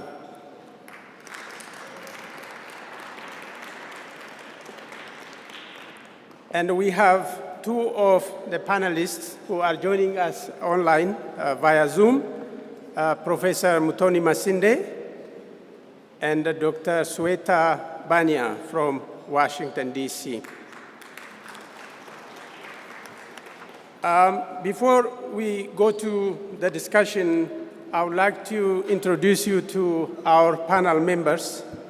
First, I'll start with Dr. Daphne Mashile Nkosi. Dr. Mashile Nkosi is currently the founder and executive chairperson of Kalahari Manganese, a South African mining company. Dr. Mashile Nkosi started her career at the Women's Development Bank Microfinance in 1990.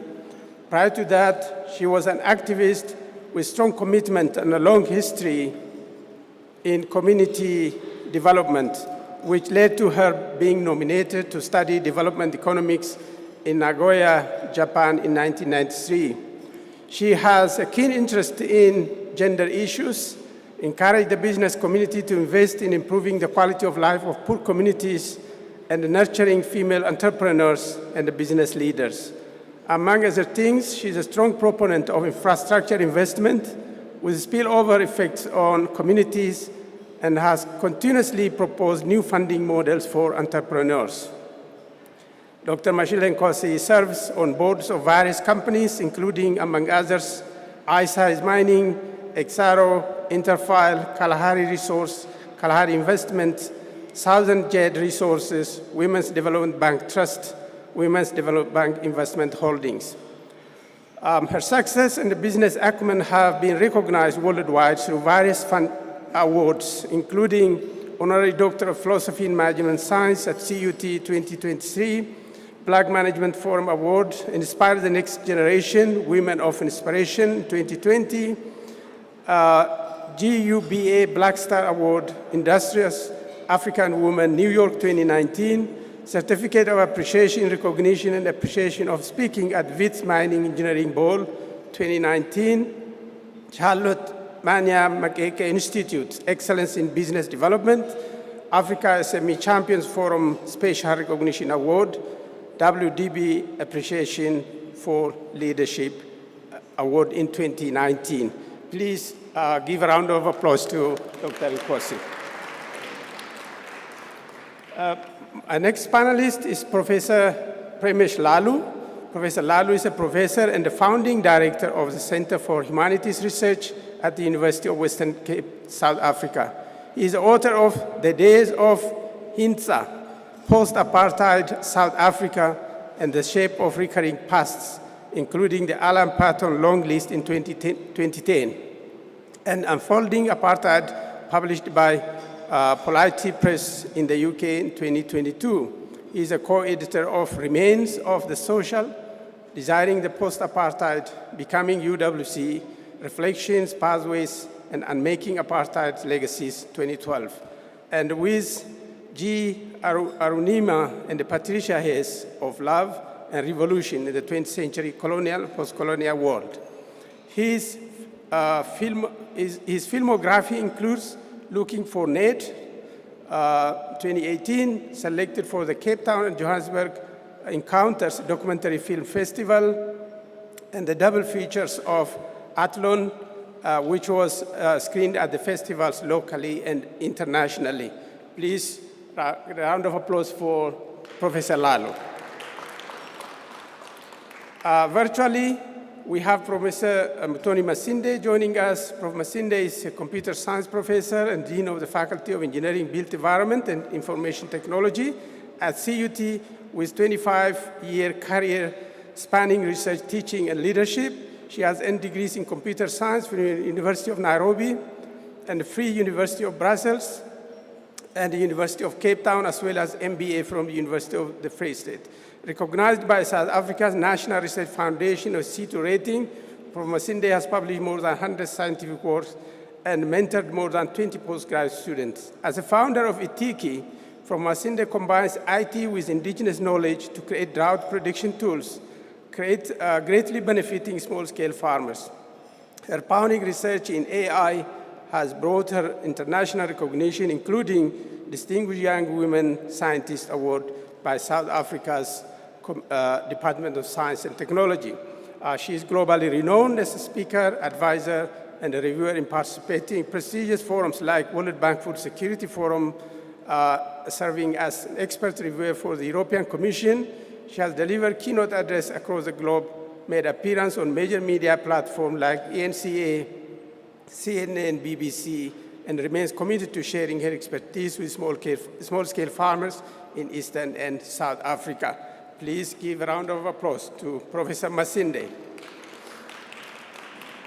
Our fourth panelist is Dr. Sweta Bania. Dr. Bania is Assistant Professor of Rhetoric and Professional and Teaching Writing and an affiliate Faculty of Women and Gender Studies at Virginia Polytechnic Institute and State University. She is the author of the book, Transnational Assemblage, Social Justice and Crisis Communication During Disaster, which explores transnational activism in the April 2015 Nepal earthquake, 2017 Hurricane Maria in Puerto Rico. She has developed mobile-based application by incorporating social justice, equity within human-computer interaction to support refugees and migrants in the United States of America. She has published more than 40 peer-reviewed articles and book chapters on technical communication in top-tier journals. Please give a round of applause to Dr. Bania. Okay, so how we're going to proceed with this panel discussion is that we have 4 panelists here, 2 here and then 2 online. And I will pose a question to you, maybe 2 questions lumped into one sometimes. And to each one of them, you will have about 3 minutes to address those questions. So the first question is on ethical and human-centered design in technology. How can we ensure that AI and technology development are both ethical and centered around human needs and values? What frameworks should be in place to govern these innovations? If I may start with Professor Lalu, please. Is this on? Here we go. Can you hear me? Thank you. I know you've started with a short first, so so congratulations on this wonderful achievement and this courage to set up a center that I'm hoping will begin to lead us in this country to think differently about the human and technology. I think we've become lazy in the way we've thought about this question, and I think there's a need for a center like this to recharge the debate on the human and technology. So congratulations to CUT for taking this initiative, and I look forward to the work that's going to come out of this. I suppose the point I want to raise in relation to ethics is to keep the question of ethics open and alive. In other words, not to legislate the question of ethics, not to know in advance what we mean by the ethics of this interaction interface between the human and technology. And so I want to propose that you perhaps think around this question of the co-evolution of the human and technology. And I think Ahmed was getting us some way to think about how we've always evolved in relation to technology. But I think the struggle here is the struggle about memory. And it is interesting that these days, I mean, our students sometimes contest what we say in class by pulling up Google, that we are in a battle with technology around memory. And I think it is important for us to think a little bit about what that struggle might mean as we go forward. And so I want to think with Ahmed's presentation a little bit and ask, what would it mean if we thought about those industrial revolutions or those shifts in the co-evolution of human and technology around the unfolding of our histories and our human existence? And I would say that from a humanist perspective, the revolutions in thermodynamics would not have happened if it wasn't for the abolition of slavery and the slave trade. So if you think about what Achille had put up in that opening, the slide we saw, he's actually referring to the absolutely fundamental ways in which the abolition of slavery gave rise to a shift in the technological resources of the world. In fact, the word scientist was proclaimed in 1833 on the eve of the abolition of British slavery. Secondly, I think that there's a way in which, if you track that further, the second industrial revolution is the moment at which race was reconfigured in the world. And if you look at the American South and South Africa, they became spaces where the idea of race changed. So in this part of the world, when you see the birth of the South African Native National Congress in Kimberley and Bloemfontein, you are finding intellectuals who are beginning to ask what has shifted in the terrain of technology. I should tell you that this discipline that formed the basis of this change was in America called psychophysics, and in South Africa called psychotechnics. And I'm just going to say this, that Verwoerd, when he was at Stellenbosch University, was the first professor of psychotechnics. So you just have to think about what that problem of relating the human and technology looked like, and what we suffered in the 100 years after that discipline got instantiated at the university. And then finally, cybernetics, which was born in the same year that apartheid was proclaimed as a state project. So when we think about how the human and technology might be related ethically, I think it must be related through a struggle around memory And I think we must keep the question of ethics open so that we do not allow it to settle in a space of comfort where we become lazy in the ways we approach these questions. So we must not presume that we know either one of these concepts and build this as a question rather than as an answer. So I'm asking the center, please think about this question of the human and technology as a question and not an answer. Thank you. Thank you, Professor. Dr. Nkosi.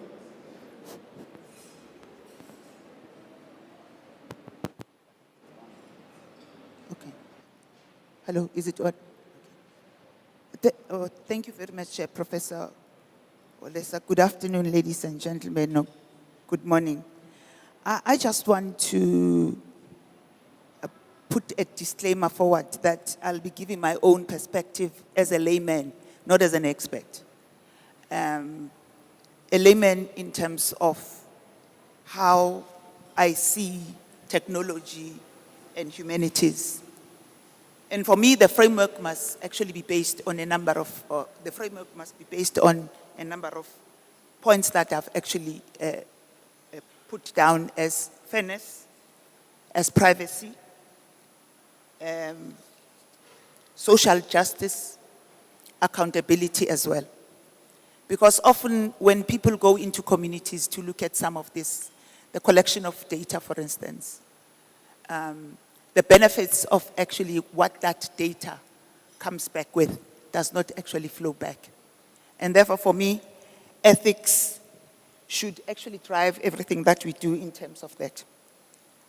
But I've looked at it from also a perspective of what are the benefits of AI in terms of health in particular, which is something that I've been looking at, not from an expert perspective, but from a layman's perspective.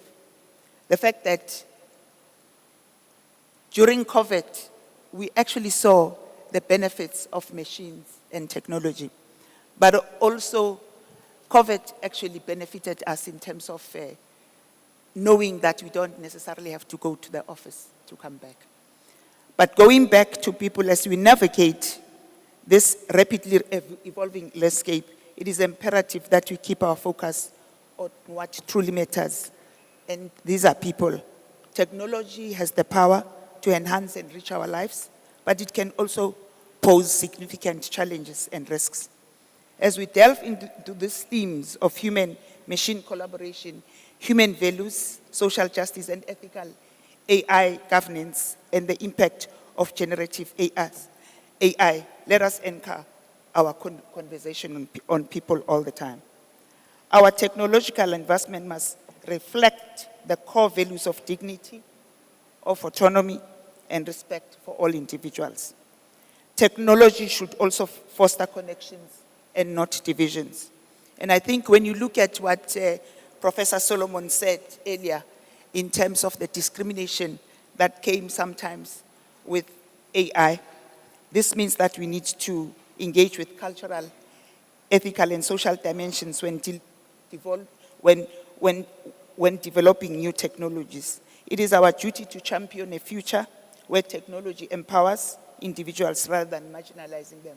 Because in most cases, and I think you've just alluded to it, that when immediately you talk about Verwoerd, it actually sends something else into what happened in 1953, which was informed by some of those things.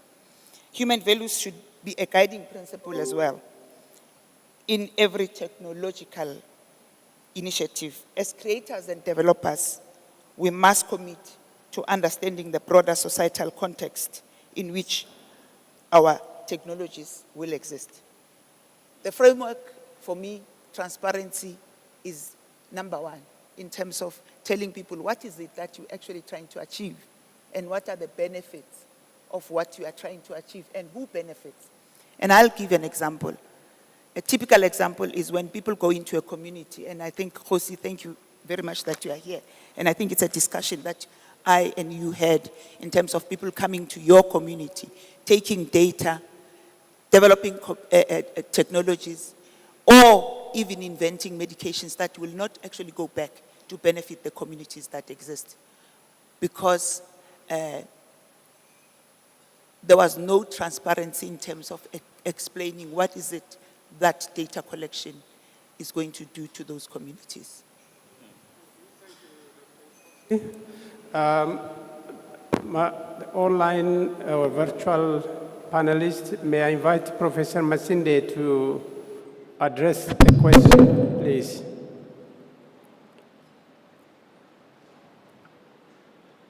Thank you very much, Professor Wayesa. If you don't mind, I'd like to share a slide. Is it visible on your side? Okay, thank you very much. And good morning, everyone. I'm actually in Johannesburg. Was some engagement. I wasn't able to be there in person. As my profile said, I'm actually a computer scientist, so I wanted to take this opportunity to give the audience a preview of exactly what has been happening in ACI.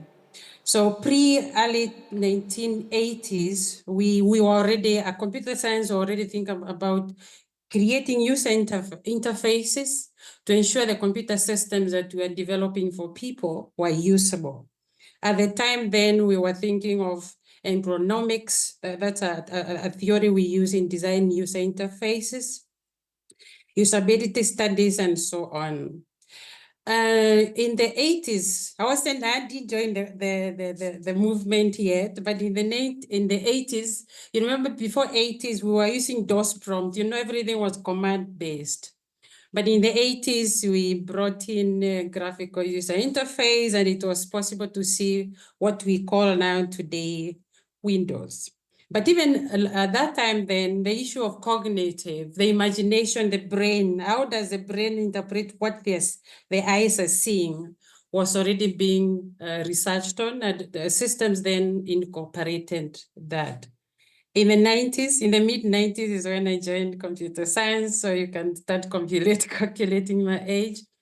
But in this case then, cultural issues on usability were in the forefront. And what we know today as user-centered design methodologies were already in place. In the 2000s, what really changed for us is the entrance of things like mobile phones, wearable watches, for which also we needed to incorporate user interface design technologies. And the fact that my phone can speak to my watch, can speak to my laptop, then brought in multimedia things about how do we interact with all these things and ensure we take care of context aware. More what we call pervasive technologies today. And the element of social computing came into place because the devices interfere with our lives. Occasionally, I've reprimanded my kids because the youth of today have actually become extension of computers, extension of their phones. And if we don't stop it at the user design level, where we design systems that keep them so involved, you know, they are fighting with on games and so on, and we design them intentionally, unfortunately, to keep them engrossed to those devices. So that was key. But related to today's event is what has shifted everything as we knew it. So entrance of generative AI. But those of us who are in the field know that AI didn't come in yesterday. Actually, in the 2010s, we were already designing user interfaces for the AI. What has changed is generative AI that has put AI technologies in the hands of non-specialists. So like Leon said in the beginning this morning, kids are going to ChatGPT and asking questions. And they could get answers that are not ethically verified, things that are wrong, things that could mislead them, these things that violate the very human nature. So that's why this, for me, the center is coming at a critical point because the expert in computer science, I can promise you we haven't figured this yet because the changes are so drastic. Before we know it, it just shifted. And those of us in the forum that might be interested, all issues of user interface design for the computer science experts, I can confirm that this has been happening since 1982. And this is a one renowned conference where almost everything you think about in the world about human factors in computing are discussed.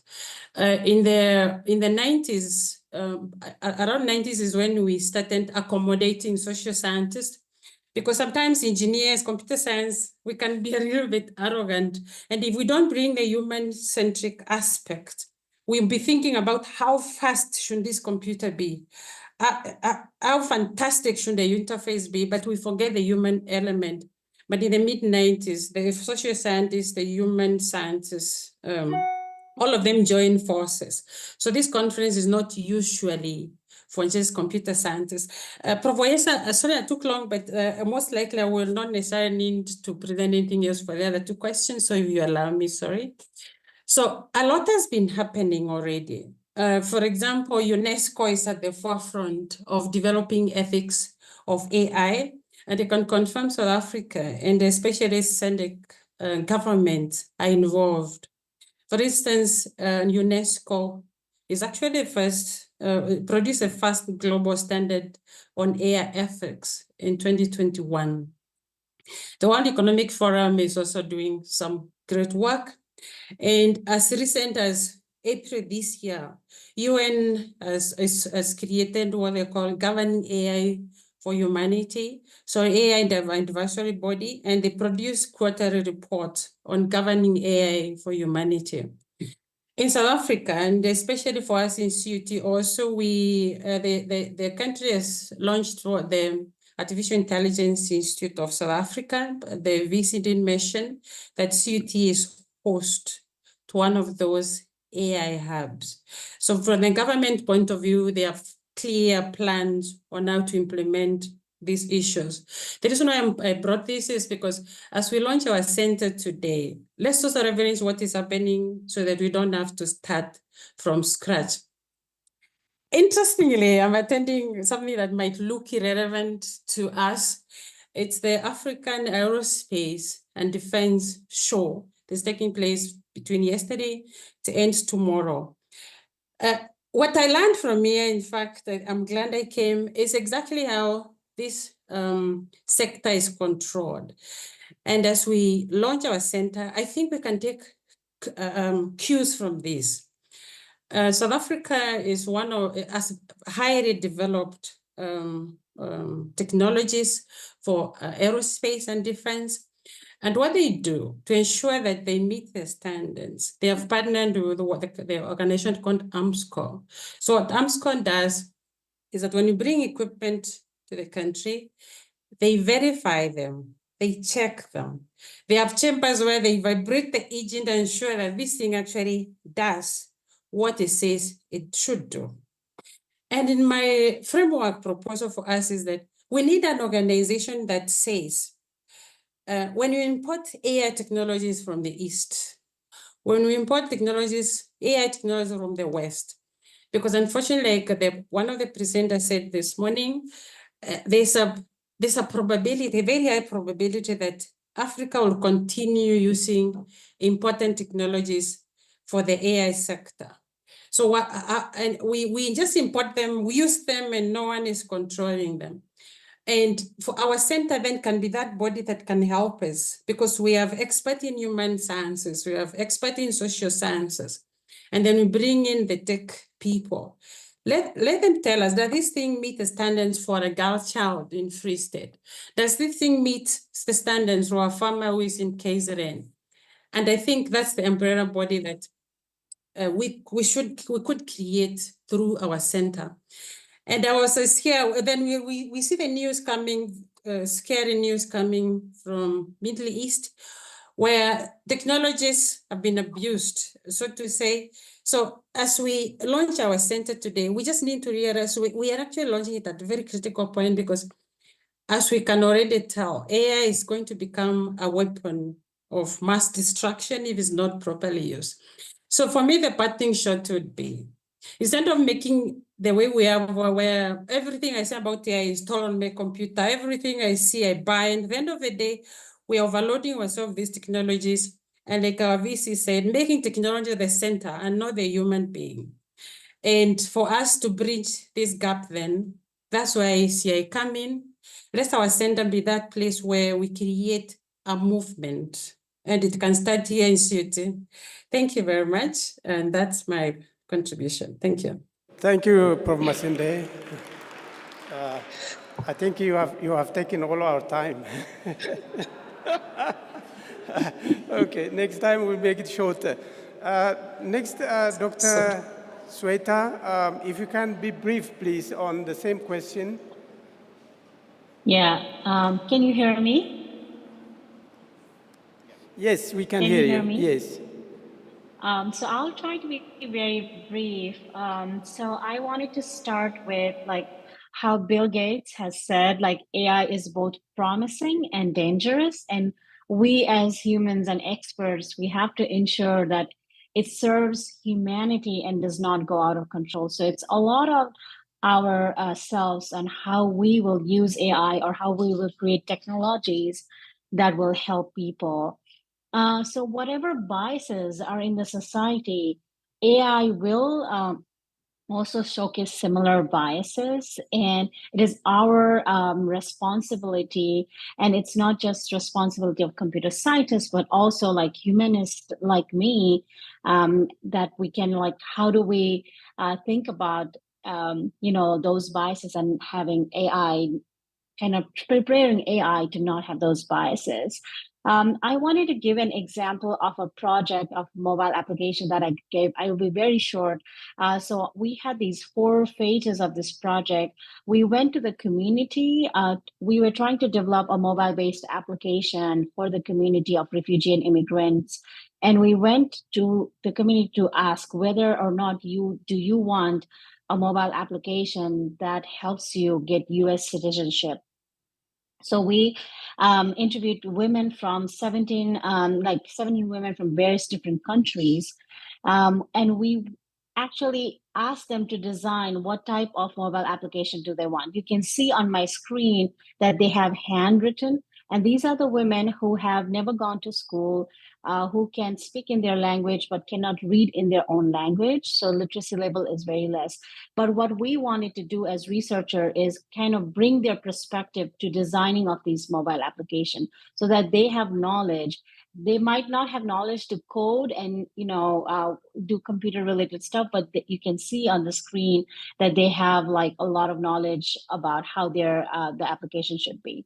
Then we actually went back with them when we designed this mobile application, and this is kind of how it looks like. We actually went with them to get some feedback and user experience and testing, and we got a lot of feedback, like some buttons are not working.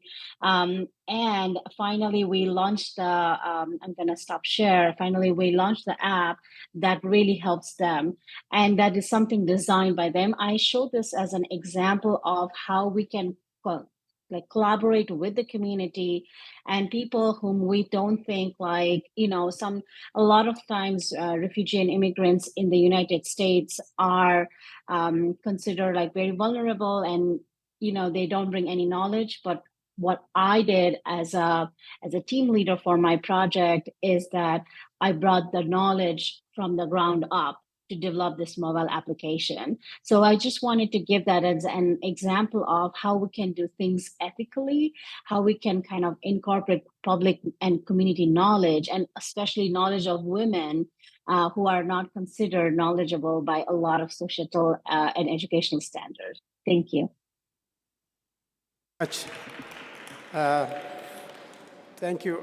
So moving to the second question, and I would like to ask all of you again to be brief because we will have a discussion time as well. The next question is on societal impact and inclusivity. There are 2 questions lumped into one.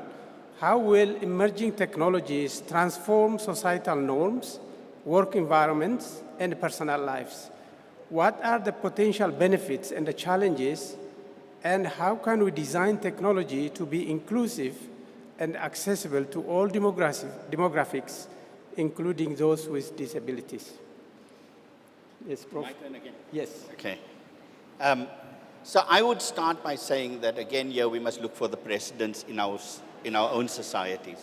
And I want to think a little bit about Sol Plaatje, Charlotte Maxeke, Silas Modiri Molema, all great intellectuals from this part of the world who gave us a new way to think about the idea of freedom.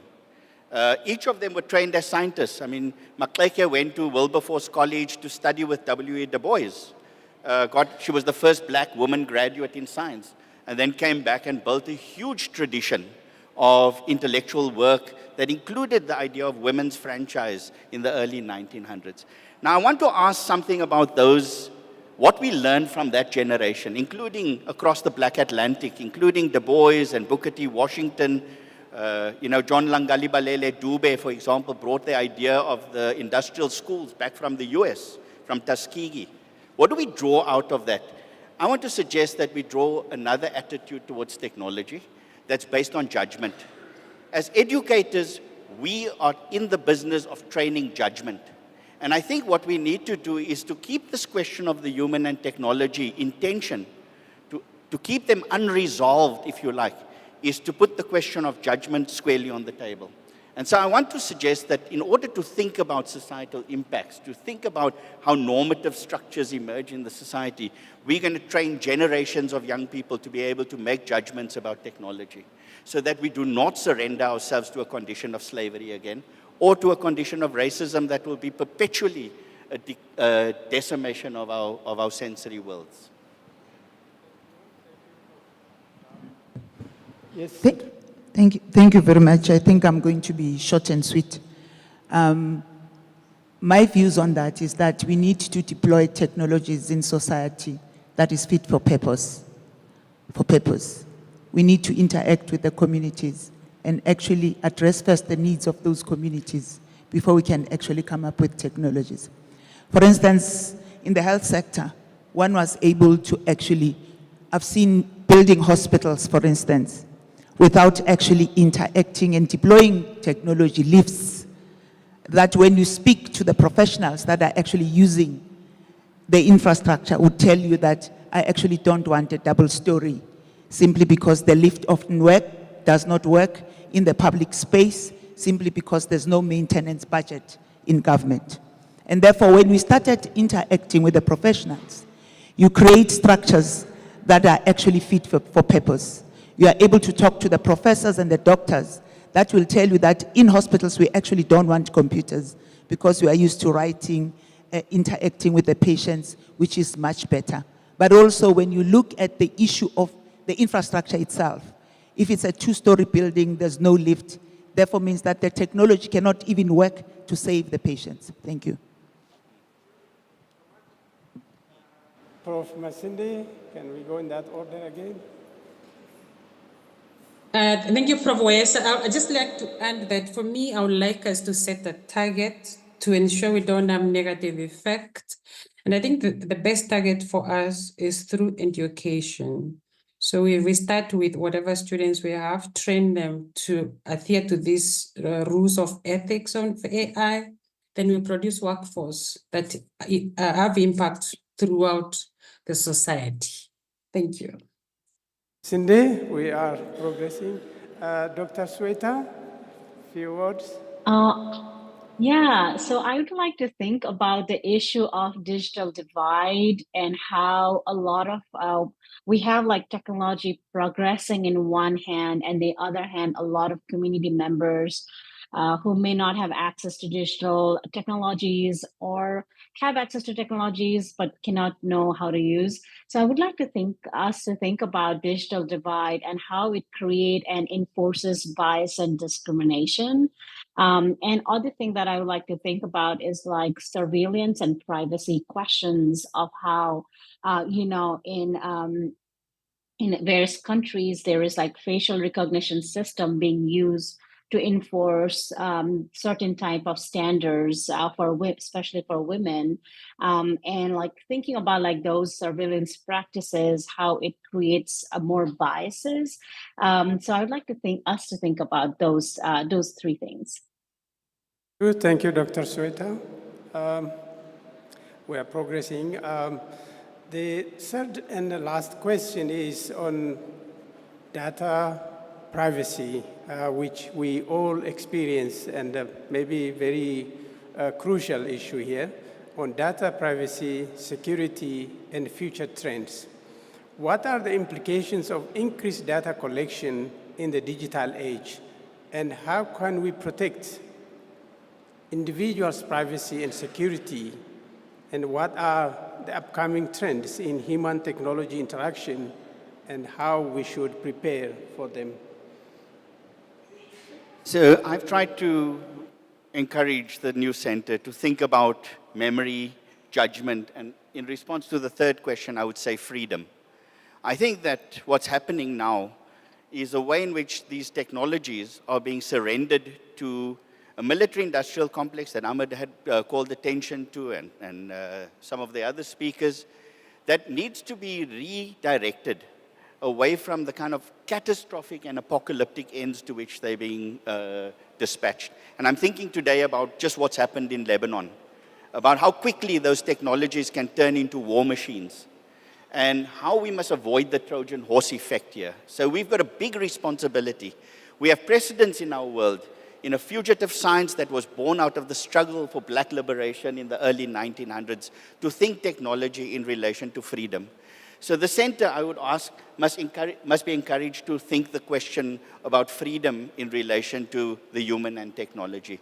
And here we are faced with a huge challenge, because we are faced now with what I'm calling the Uberization of, the datarization and Uberization of the university.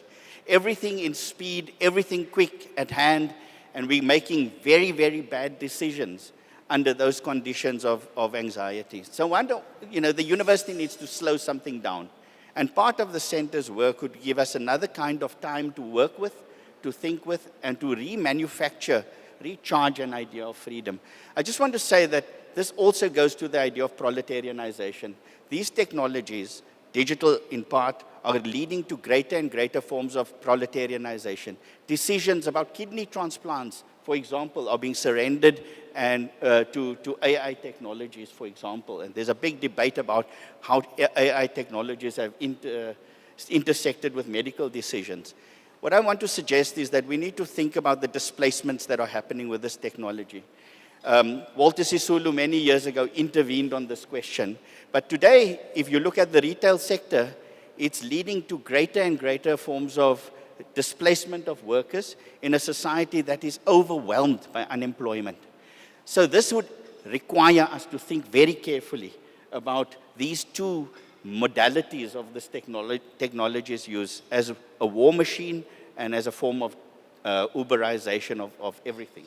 So I would say, let us hold a concept of freedom as absolutely integral to what we do in relation to the human and technology.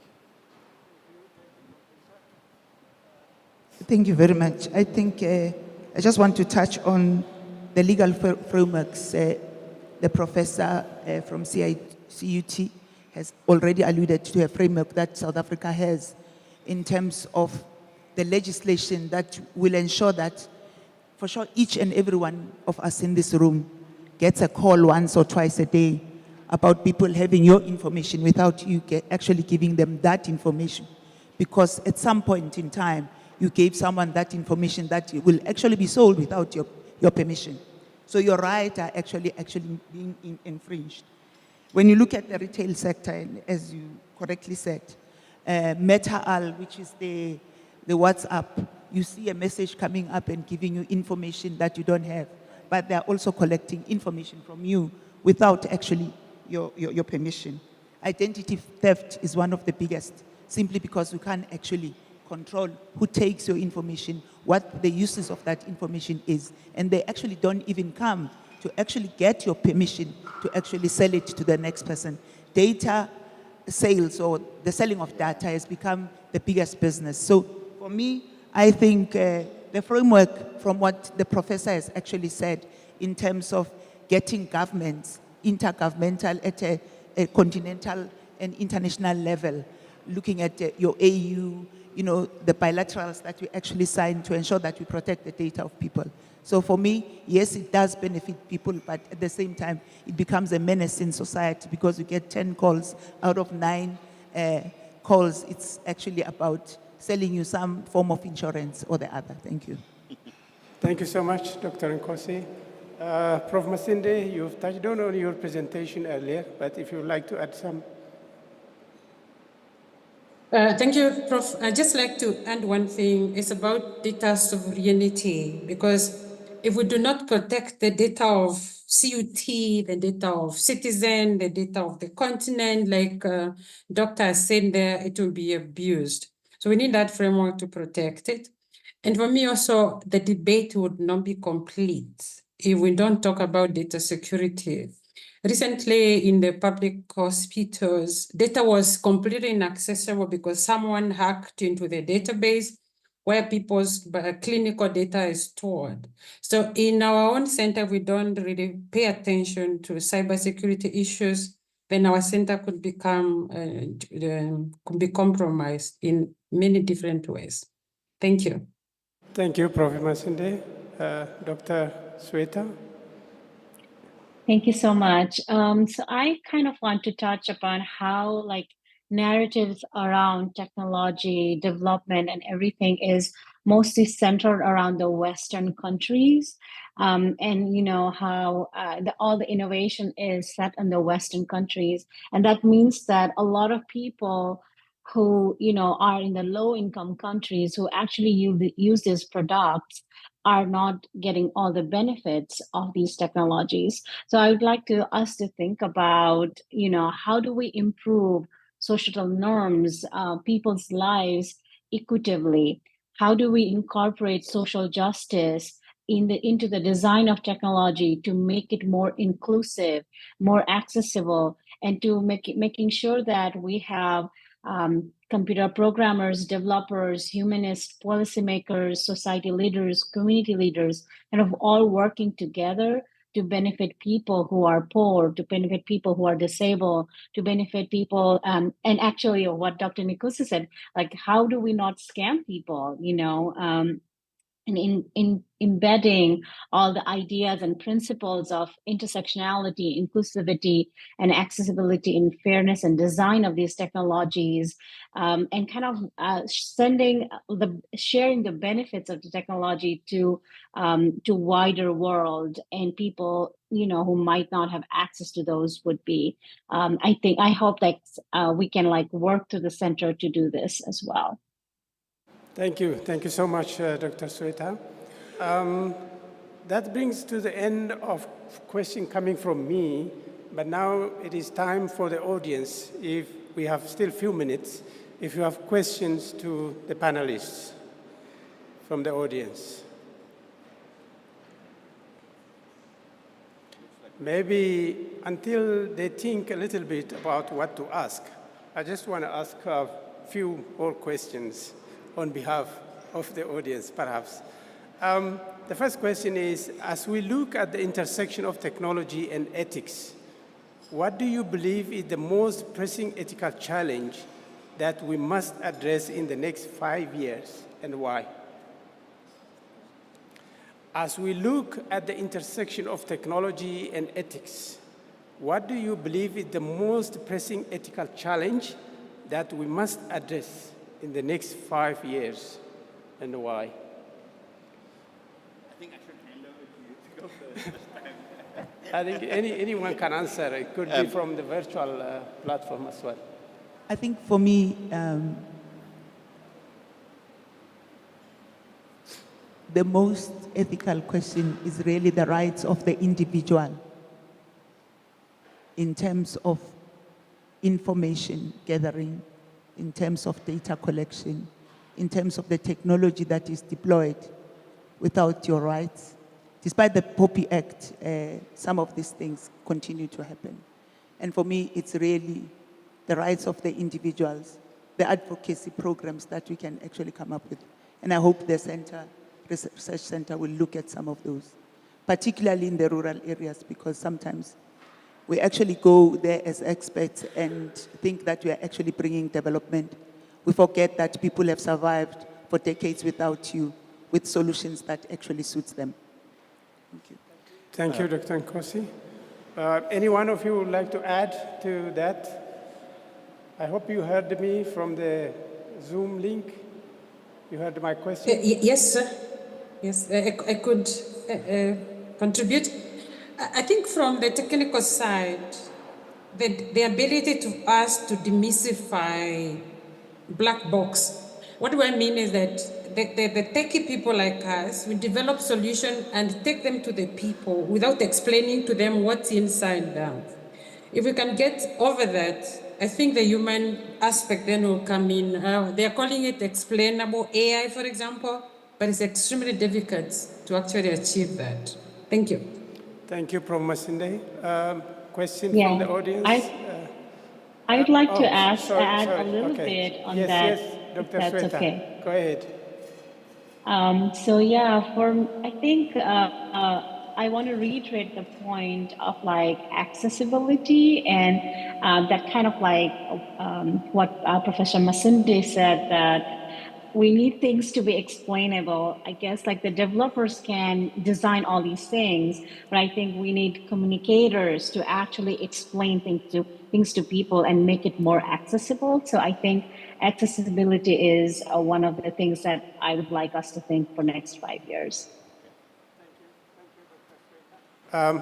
There's a question from the audience. Thanks very much. Mine is about the impact on employment. I think, particularly when you think about our country where the unemployment is very high, there are many people, especially those who are marginalized, who are still looking to enter the job market, who are petrified because for them, they see this technology as a huge threat, especially how it has been positioned. My question is, what are some of the suggestions, particularly when Dr. Mashile Nkosi raised the issue that whatever we do, it must be fit for purpose. But at the moment, you bring any form of technology, particularly in public sector, to various fora, everybody knows this is going to replace them in terms of their job. That's one question.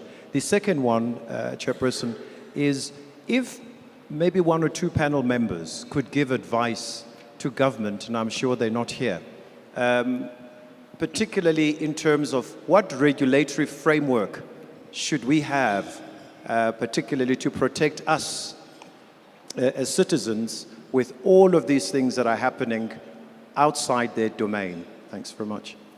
Thank you so much. Who would like to answer? Can I? Yeah.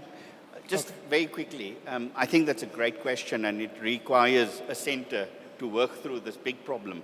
But I would say that, technology has shown up in the world, and I know I'm sounding like a tired historian, a recovering historian, and an idealist of some sort. But it is true that when Labour got reconstituted in the 1900s, it was around technology. And it was technology that brought about a new order of race in South Africa and the American South. I mean, there's a new book by Erica Fretwell called Sensory Experiments. It's the same disciplines that Verwoerd did his PhD in. So I'm saying there was a way in which we have learned the hard lesson of what it means to take this question lightly. So I think that the displacements underway require a new model of knowledge. I don't think we must reduce the universities only, and I think this is adding on to the point that you were making, that information is one thing, knowledge is another. Knowledge is about invention, and we've got to invent a different attitude towards technology. That requires literacy, it requires a massive overhaul of our educational institutions and orientation of those institutions. As for government, I think that we must ask them to change the discourse. And we need to help them to change the discourse, because this idea of a technological great leap forward is leading to greater and greater discrepancies and inequalities in our society.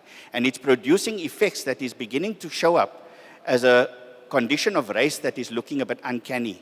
And so I'm suggesting that, we need to do the work in universities and we need to demand the right and the space and the time to do that work. Thank you. Just to add to, in terms of advice that you can give to government, from my point of view is that we need to change the education system to be fit again for purpose. Robotics, technology. We need not continue, to reduce the standards that we have rather than inventing technology and training young people for jobs in the future. The dinosaurs like us and penguins must allow young people to actually design programs that are fit for purpose and future jobs. On the technological side, I'll speak about mining, for instance. Smart mining, and I'm happy that I went to one of the research centers there, that whatever we do in terms of replacing blasting, for instance, which is one of the most dangerous, with a machine where you can actually blast just by clicking a button. Yes, you benefit in terms of not killing people, but you need to ensure that the machines that are actually utilized and the technology that is there, you have the capacity to train young people to actually manage them so that there's no competition, because you can get both benefits. And I think with an unemployment rate that we have of young people who are actually a tsunami that we cannot stop, we need to ensure that we push government to actually go back, work with societies to actually design an education system that suits us all and not what they think young people need. Thank you. Dr. Nkosi, any more questions? Yes. Thank you so much, and thank you for the panel. I mean, I think it's been very interesting. Two questions. I mean, the one is, it seems to me that we have to reflect on the nature of the curriculum at school level and at university level. I mean, this idea, I mean, the fact of the matter is that, you know, if you buy an iPhone 16 now, artificial intelligence is built in. What we really need now is to build a capacity for skepticism and for critical thinking and so on, but take it seriously and to build it from, you know, from childhood. So it's not just something that comes in at university level. So that's the one question. This is the issue around the curriculum and how we should think about it. The second question I have, and it's really taking this opportunity because Professor Lalu is here. It seems to me at least that we might want to think about a proactive role for the humanities. So let me give you an example. The one thing we could think about is to get science fiction writers to really write about, you know, write about the future. And to use that as a way to begin to reflect on what society might be like in a world that's dominated by artificial intelligence. So, as a way of reflecting on what you referred to as the kind of this tension between now and the future. Like, so saying, keeping things in tension rather than opting for, I mean, if we go to an ethical framework now, it'll be nothing more than a tick box effort, you know. So keeping this tension seems to me to be important. Yeah. Thank you. Prof, I think yours is more of an additional input rather than a question. Thank you for that input. Would you like to react? Can I have a go at the second part of that and then leave it to the other colleagues online? I think they do it. But very quickly, I think, you know, the technology universities are being underrepresented in the national debate because the technology universities have something that the Socratic and the scholastic universities don't have. And that's what I was calling earlier, thinking with a hand. We have always been creatures that thought with our hands, but we've separated skills and theory. And I think what we need to do is build the imagination that can put those back together again. And I think it is the technology universities that will lead us in asking now, what does the imagination look like when you're living in a world that is basically overwhelmed by technological resources and objects. So I would say I agree with you. I mean, we're trying to do this in the Humanities Center at UWC, but we'll never be able to do it at the level at which a technology university like CUT is able to do it. The infrastructure already exists here. Sorry, colleagues on virtual platform, I forgot to include you. Would you like to add something there? Yes, Prof. Weza. I'd like to add two things. One is about the framework. Even the West, they haven't been able to really build a framework or blueprint or governance structure because the technology is extremely dynamic. My suggestion is that we would have to do a bottom-up approach. We identify the most critical sector in our country and build a framework for it. And for me, that will be education, agriculture, and health. If we address those, then we can move to the next phase. On the issue of a curriculum, the world, especially in the US, they're introducing adjustment to modules within the curriculum itself.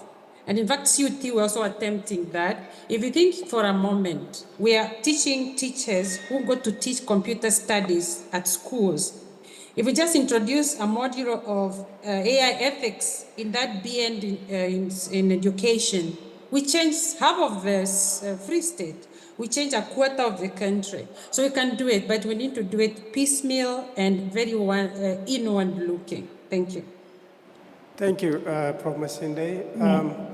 I think we run out of time. I would like to conclude this session by thanking the panelists for unpacking this issue, very crucial issue on navigating the future, on ethical and societal implication of human-technology interaction. Please give them a round of applause.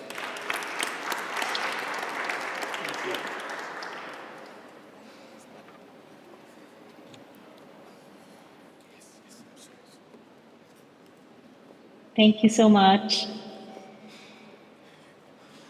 Thank you, and bye-bye, Dr. Sweta.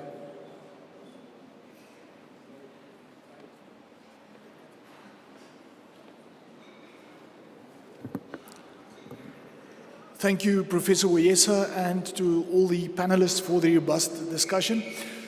It is now my privilege to request that Dr. Daphne Mashile Nkosi and Professor Pamela Dube join us on stage, please, and also to call Dr. Charity Mbeleni Murema and Her Majesty Kgosi Moroka to facilitate the recognition of Dr. Daphne Mashile Nkosi. Thank you.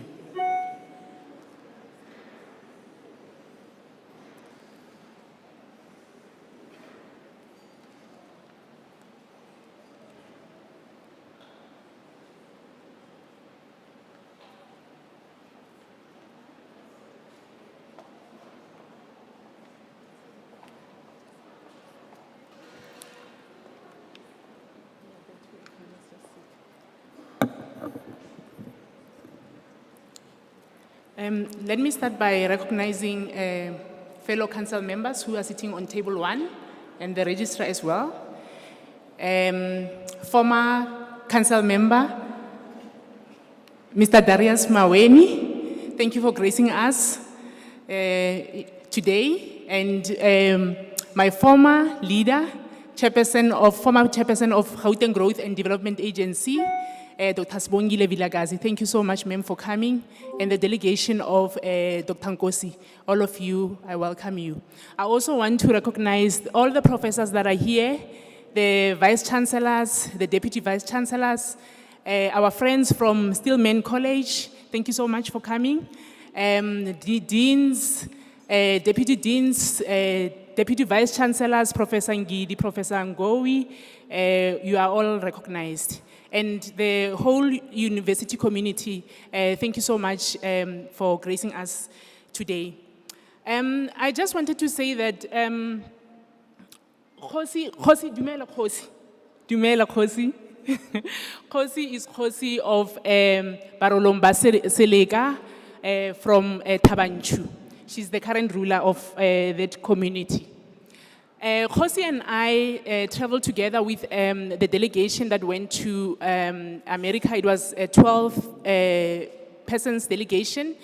We went to the summit that was on futures for humans and technology for humans. And it was mainly around the interaction, the human technology interactions. But I just wanted to indicate that when we came back from that summit from Virginia Tech, there were recommendations that we sat down and developed. We obviously had to prepare a feedback report to the university community. which was shared with, I think, the community itself and also council. And some of the recommendations that we made out of our visit from the Virginia Tech was that, one, we need to launch the center. Secondly, we need to facilitate the partnerships. We need to finalize on partnerships. Thirdly, we need to pilot digital access programs.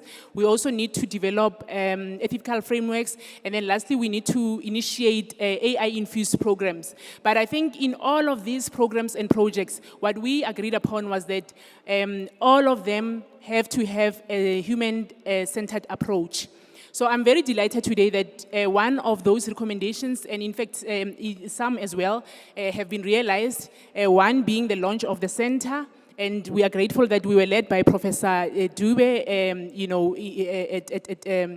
at Virginia Tech, and immediately when we came back, 3 months down the line, we here launching the center, so we are grateful for that. But I also want to say that as a university, we normally confer honorary degrees and doctorates. And we obviously, give it to people that are very deserving, people that have served the community, people that are prominent and prolific in our society. But I think today it's different in the sense that for the first time ever in this university, we have received a favor that has been reciprocated, in the sense that the foundation, the Stanley and Daphne Nkosi Foundation have generously contributed to the development and also the launch of the center. So I want to say, colleagues, all of you who are here, we have an incredible woman in our midst. We have a phenomenal woman in our midst, a woman of stature, a woman who is a change maker, a woman who has moved from success to significance. She has impacted lives. She is phenomenal in many ways. And that woman is Dr. Daphne Mashile Nkosi, and I want us to recognize her today. May we please all rise as we acknowledge her. May you please come to the stage, Dr. Mashile Nkosi.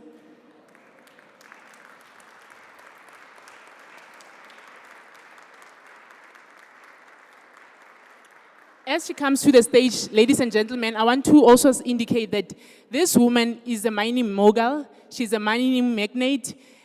She has contributed to industries that were initially industries of, monopolies. She has disrupted that industry, and she has done very well. She is, if I'm not mistaken, she is the first black woman, the first woman in the world to establish a mining operation and to develop it to where it is today. She is the owner of Kalahari Manganese Mining in the Northern Cape. She is also a majority shareholder in Exxaro. She is a majority shareholder in a lot of companies, ladies and gentlemen. So as I said, she is phenomenal.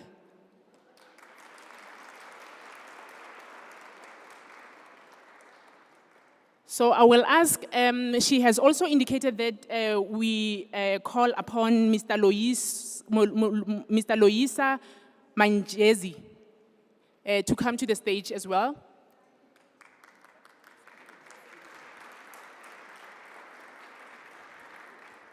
Mr. Loiso was just recently introduced to us as a university, I think a week or two ago. And he also generously contributed to the launch, and we really appreciate the gesture.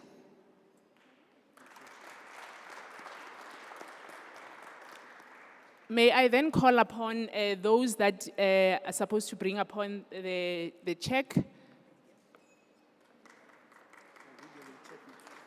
Sorry?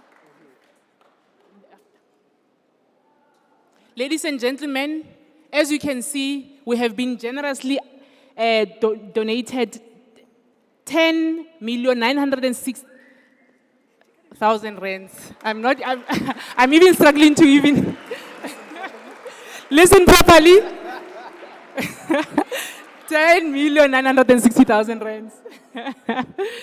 Thank you so much to you, Dr. Mashile Nkosi. Thank you very much.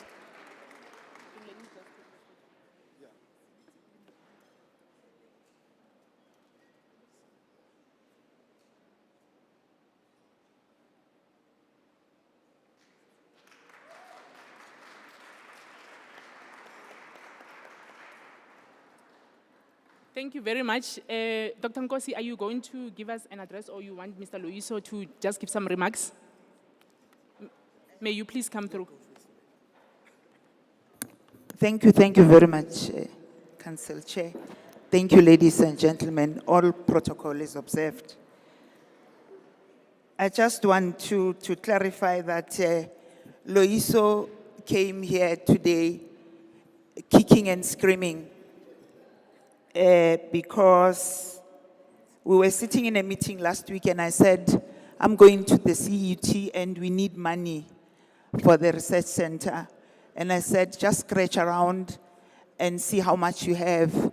And as the chief financial officer of a company called the Southern Jade Resources, which is a trading company that I own 55%, he knew that his career is limited if he's not going to donate. So he's donated about 500,000 in addition to the 10.9 million that we paid. And thank you very much, Loyiso, because he knows that whatever we do, we want to make a difference in the lives of those that we live with. Today we gather not to just celebrate the physical structure that stands before us, but commemorate a vision of the university, a commitment to exploration, innovation, and academic excellence. This research center represents a beacon of knowledge and a hub for pioneering research that will foster collaboration, inspire creativity, and drive impactful discoveries that benefit society as a whole. This project has been the result of countless hours of dedication, meetings, collaboration, and unwavering support from many individuals and organizations, particularly the university. From the university administration and faculty who envisioned this space, to the students whose curiosity and passion for knowledge will shape its destiny, to our valued sponsors and partners who recognized the importance of investing in our future, we thank you. Your belief in the potential of this center is what made today possible. Our research center will serve as a platform for interdisciplinary collaborations where researchers from various fields can come together. Those of us who've been navigating around not understanding AI, genetic engineering, and so on and so forth, will get to know about those things. Today, we stand in the threshold of a new era, one characterized by discovery, relentless pursuit of knowledge as we unveil this center. I just want to thank CUT because when I was given the honorary doctorate last year, I actually explained that my background, I came from a very, very poor family. Education is the only thing that actually allowed you to move out of poverty. And therefore, for us, everything that we can actually do to ensure that there's knowledge, because knowledge is indeed power. Thank you very much.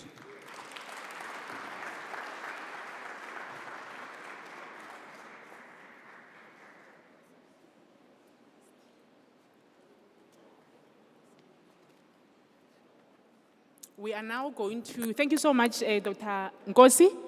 We are now going to hand over a gift to you from the university.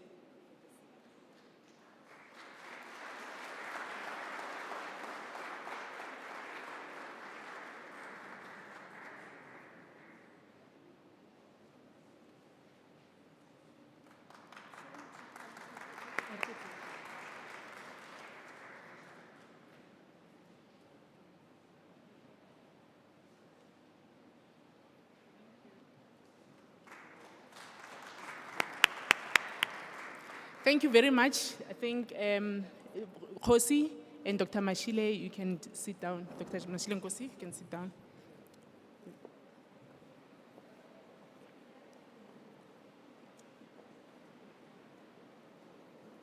So the next item is on the establishment handover to the Students' Representative Council from the Vice Chancellor and Principal of the Student-Led Support Fund, a spin-off from the Vice Chancellor and Principal Speaker fee from Virginia Tech's Tech for Humanity Summit.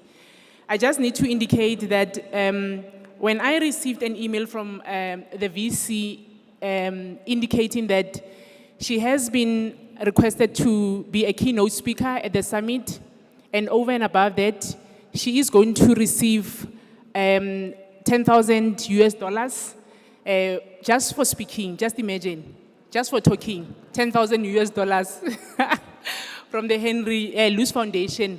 I was quite happy for her, but when she further indicated that she has decided that she's going to give that to the SRC for them to start a student-led, initiative, I was quite humbled. So in our midst, ladies and gentlemen, we have a lot of generous people.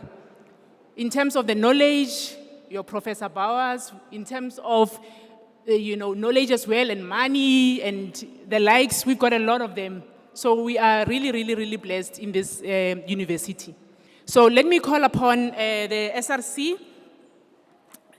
representatives.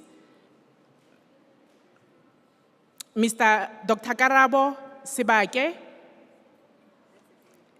or it's the Dean of the faculty, Dr. Karabo Sebake, and then SRC presidents from Bloemfontein, welcome. May you please come to the stage.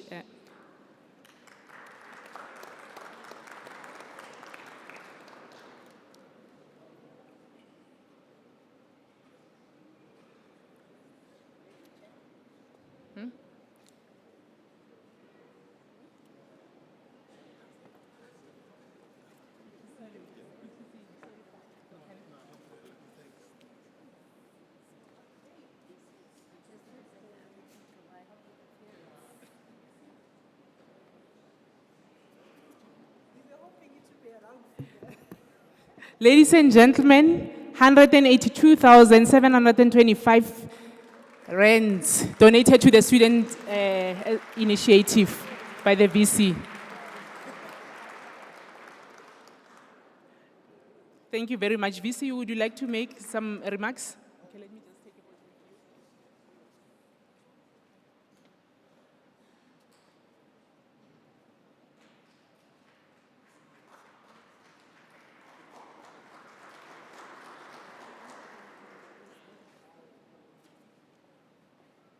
Thank you very much, our distinguished guests, and thank you so much, Chairperson. Just to amplify that this is a donation to start a fund to build on the work that this year's SRC 2023-2024 started to do in wanting to establish a food bank for students to tackle the issue of food security for students and funding issues, especially at the beginning of the year when students come on board and they don't have registration fees. So we are trying to establish a fund where there would be then assistance at least halfway for some of the students to be able to register and then to also contribute to food security. And it doesn't end here. Every SRC that comes on board will be given that mission to go on a campaign and top up on this fund. But we will also give the entity account number and so on our website. So we would be also very happy to get more support for our student leadership and our student community. Thank you so much. And well done to the SRC for starting the food bank process this year. Thank you.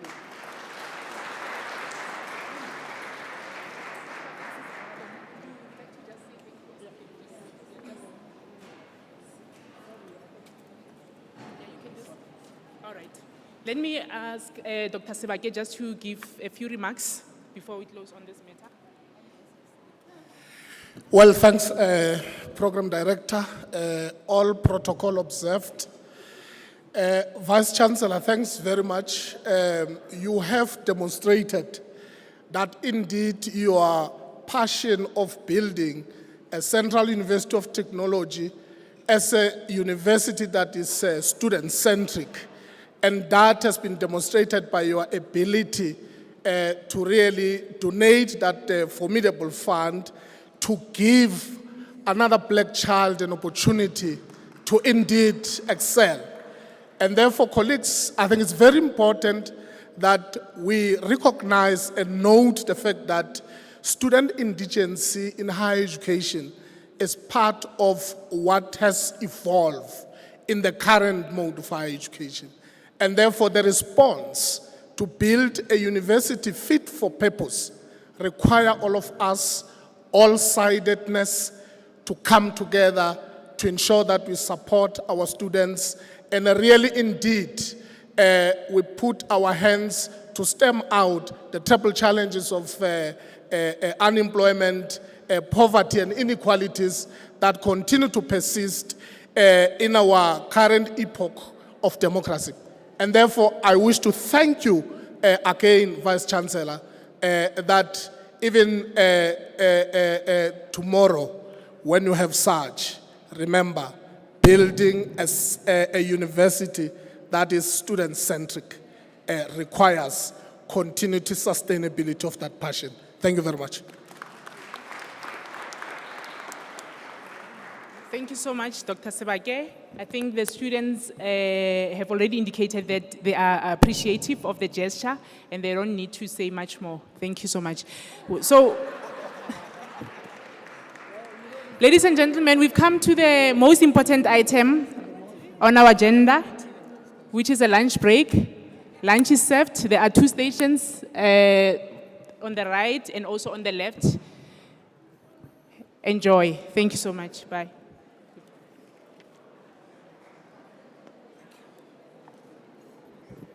Thank you, Dr. Mashile Nkosi, Dr. Milena Morema, Professor Dube, Dr. Sabaki, and the SRC presidents. Ladies and gentlemen, before we break for lunch, I would like to ask Dr. Gary Boysen just to speak to the gift that Dr. Mashile Nkosi received. Dr. Gary Boysen. Hi, good afternoon, everyone. Sorry, I know I'm standing in between you and lunch. I just wanted to, I don't know, where's the gift? Ah, here it is. Then I can quickly just explain.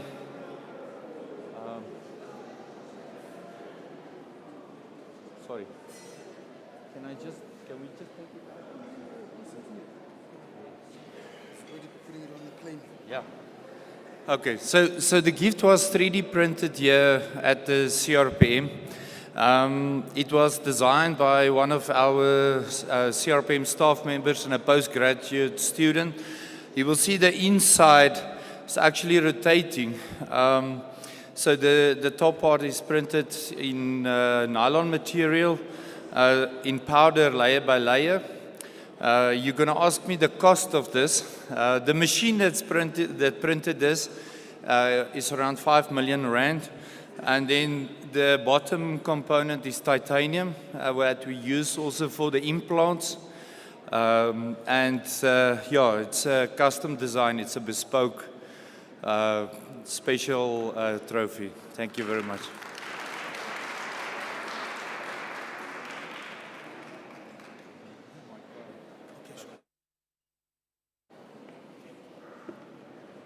A bespoke gift for a bespoke patron. Thank you, everyone. Please enjoy lunch.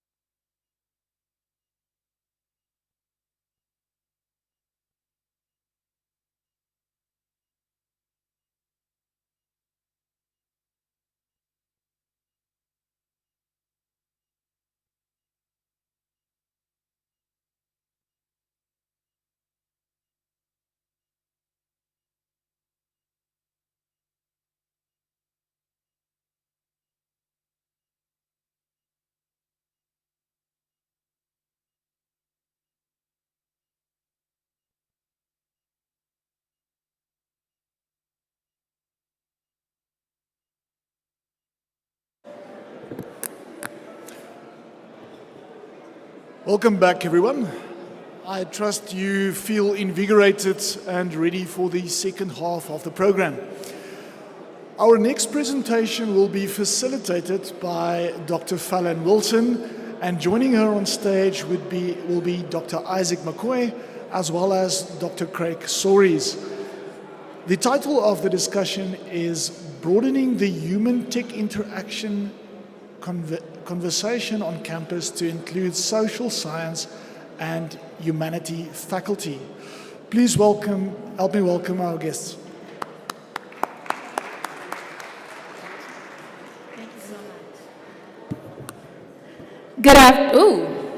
Let's try that again. Good afternoon. Hi. First, I want to say thank you to Vice Chancellor Pamela Dubé for having Stillman College present here. She did an amazing job. She was recently in the U.S. with us, 5 days ago, at our Black Joy AI Summit in D.C., where she gave great remarks about building this amazing center. I am Dr. Fallon Wilson. I am the Executive Director and co-founder of Black Tech Futures Research Institute located at Stillman College, located in Tuscaloosa, Alabama, in United States of America, which is in the southern region of the United States of America. I'm also the Vice President of Tech Policy at the Multicultural Media Telecom Internet Council, which is a DC think tank where we talk about telecom, internet, and those things in the District of Columbia. I am so excited because I have 15 minutes to share with you about our work that we're doing to empower and broaden the tech interactions for humanity and social science faculty. Let's see. I am clicking. There we go. Here are our goals. I am going to use the lived experiences, and we consider ourselves to be Black Americans, as a case study to talk about how we can help frame why humanities and social science faculty must be a part of these conversations about emerging tech, whether it's artificial intelligence, whether it's supercomputing, whether it's biotech. And then we're also going to outline how we have trained historically Black colleges and universities in the United States of America. In America, we have about 101 of these institutions located that were created because of Jim Crow and slavery, and we'll talk a little bit about that later, and why these institutions matter to the future of democracy in the United States of America and more broadly. And lastly, we have a faculty member here who happens to be in South Africa at this very moment, who will talk about some of the work we have done in this conversation about training and retraining social science and humanity faculty in this new world of artificial intelligence. So I'm going to begin with a little data about first-generation Black college students in the United States of America. For the most part, the majority of our students who are first generation, meaning their parents did not go to college, right, is that they are more likely to major in the social sciences and the humanities. We have less than 4% that actually major in the STEM or in computer science.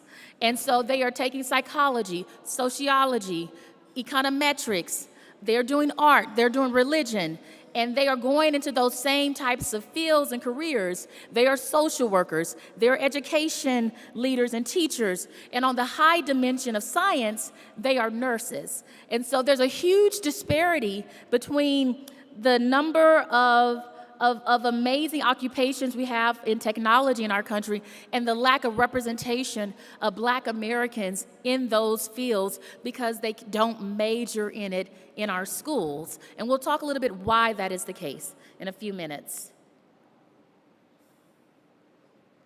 And so why should we focus on the social science and humanity faculty? They're not computer scientists.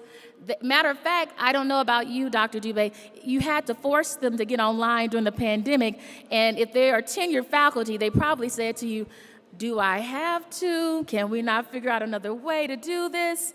And so we wanted to figure out how do we inspire these faculty members who are not in the sciences to think about artificial intelligence and also not to see technology just as a place to help them with their courses or to make sure students are not cheating, but how does it affect their theorizing about their disciplines? How does it affect theories of power in sociology or theories of power in political science? And so we are part of, there's a new discipline that's emerging globally called public interest technology. It is a field of study that is emerging to train people on responsible computing, on how to use it for the public good.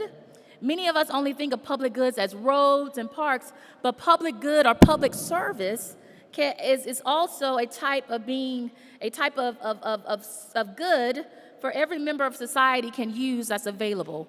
And so many of our global foundations, whether it's the Ford Foundation, whether it's the Melinda and Gates Foundation, everyone is trying to think about this new field that's being canonized to say, how do we get civil society, nonprofits, governments to think about how technology is changing everything we're having to think about in our country. And so the new field is public interest technology.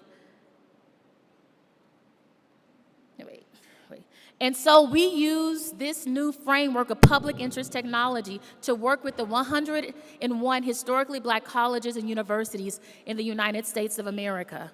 We help them to understand how their seminal texts within their disciplines are being affected by artificial intelligence. PIT is a type of cross-disciplinary approach to applying technical knowledge to fields of study outside of the hard sciences with a unique focus on society and communities that consume or create specific technology. It operates with the understanding that technology is never neutral. And for Black Americans in the United States of America, technology has never been neutral. And I'll come back to that in a few minutes. And so in the picture, in the video, you see, let me go back to that.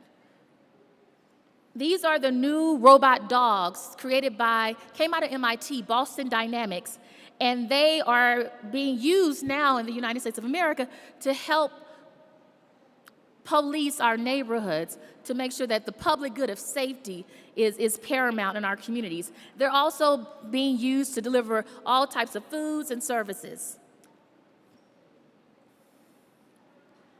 And so when we work with faculty in the social science and humanities, we really have to help them to understand that, once again, this is not just about learning how to use ChatGPT to create a resume. Those things are fun and those things are great, but I prefer for faculty to understand the supply chain of AI. How much water does it take for every prompt you use? How much energy does it take to spin? And where's the amazing professor that's in my oh, he's gone, okay. He would know how much energy does it take to do these types of things, and how does it affect communities and environments, right? And so we walk them through a type of narrative, and one of the examples that we give is that maybe about 3 years ago, an algorithm was created in a county in Pennsylvania where they had taken about 30 years worth of data on case management of social workers that talked about which families were more likely to experience abuse. What they realized when they put this algorithm into practice to help support caseload of social workers is that they kept saying that Black Americans and Latino Americans were more likely to abuse their children.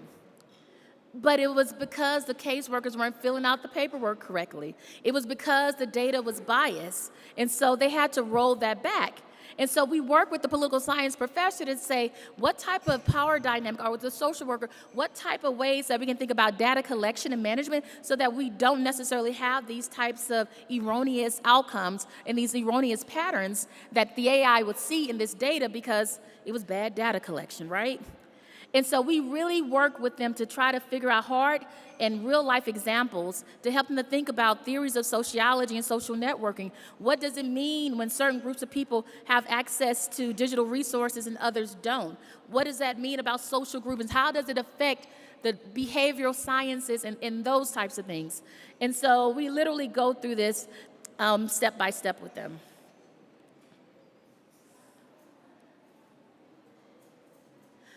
So going back to the definition of public interest technology, which is the framework we use to train historically Black colleges, university faculty in the social sciences and humanities, The issue is that the definition alone, the public good has always been a contested narrative for Black people in the United States of America. Because the public good shifts based on the majority. We're only 13% of the population. And so there's a larger majority that often gets to dictate what the public good is.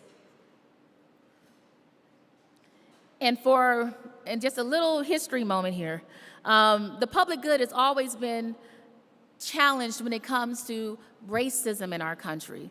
Whether we're talking about the transatlantic slave trade that was over 300 years, that took about 10 million Black Americans, mainly from West Africa, right? Or the slavery in the United States, which lasted another 200 and 300 some years, and then the amount of Jim Crow that happened also where Black people could not go where white people were in our country. All of those long-term structural violence against Black people affected the ability of our community to have access to all types of resources. And then those types of things were codified into law, that you can't stay here, you can't go there. And then that also finds its way into codes and data sets.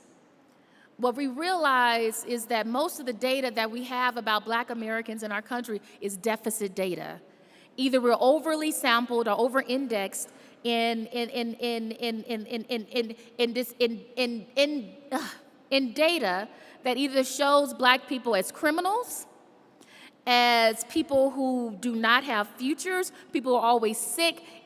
That's where our data files are, and that's what they're using to train the algorithms in our country. And the little dog I showed you earlier that everyone loves now in our country, we have a history of dogs being used to attack Black people.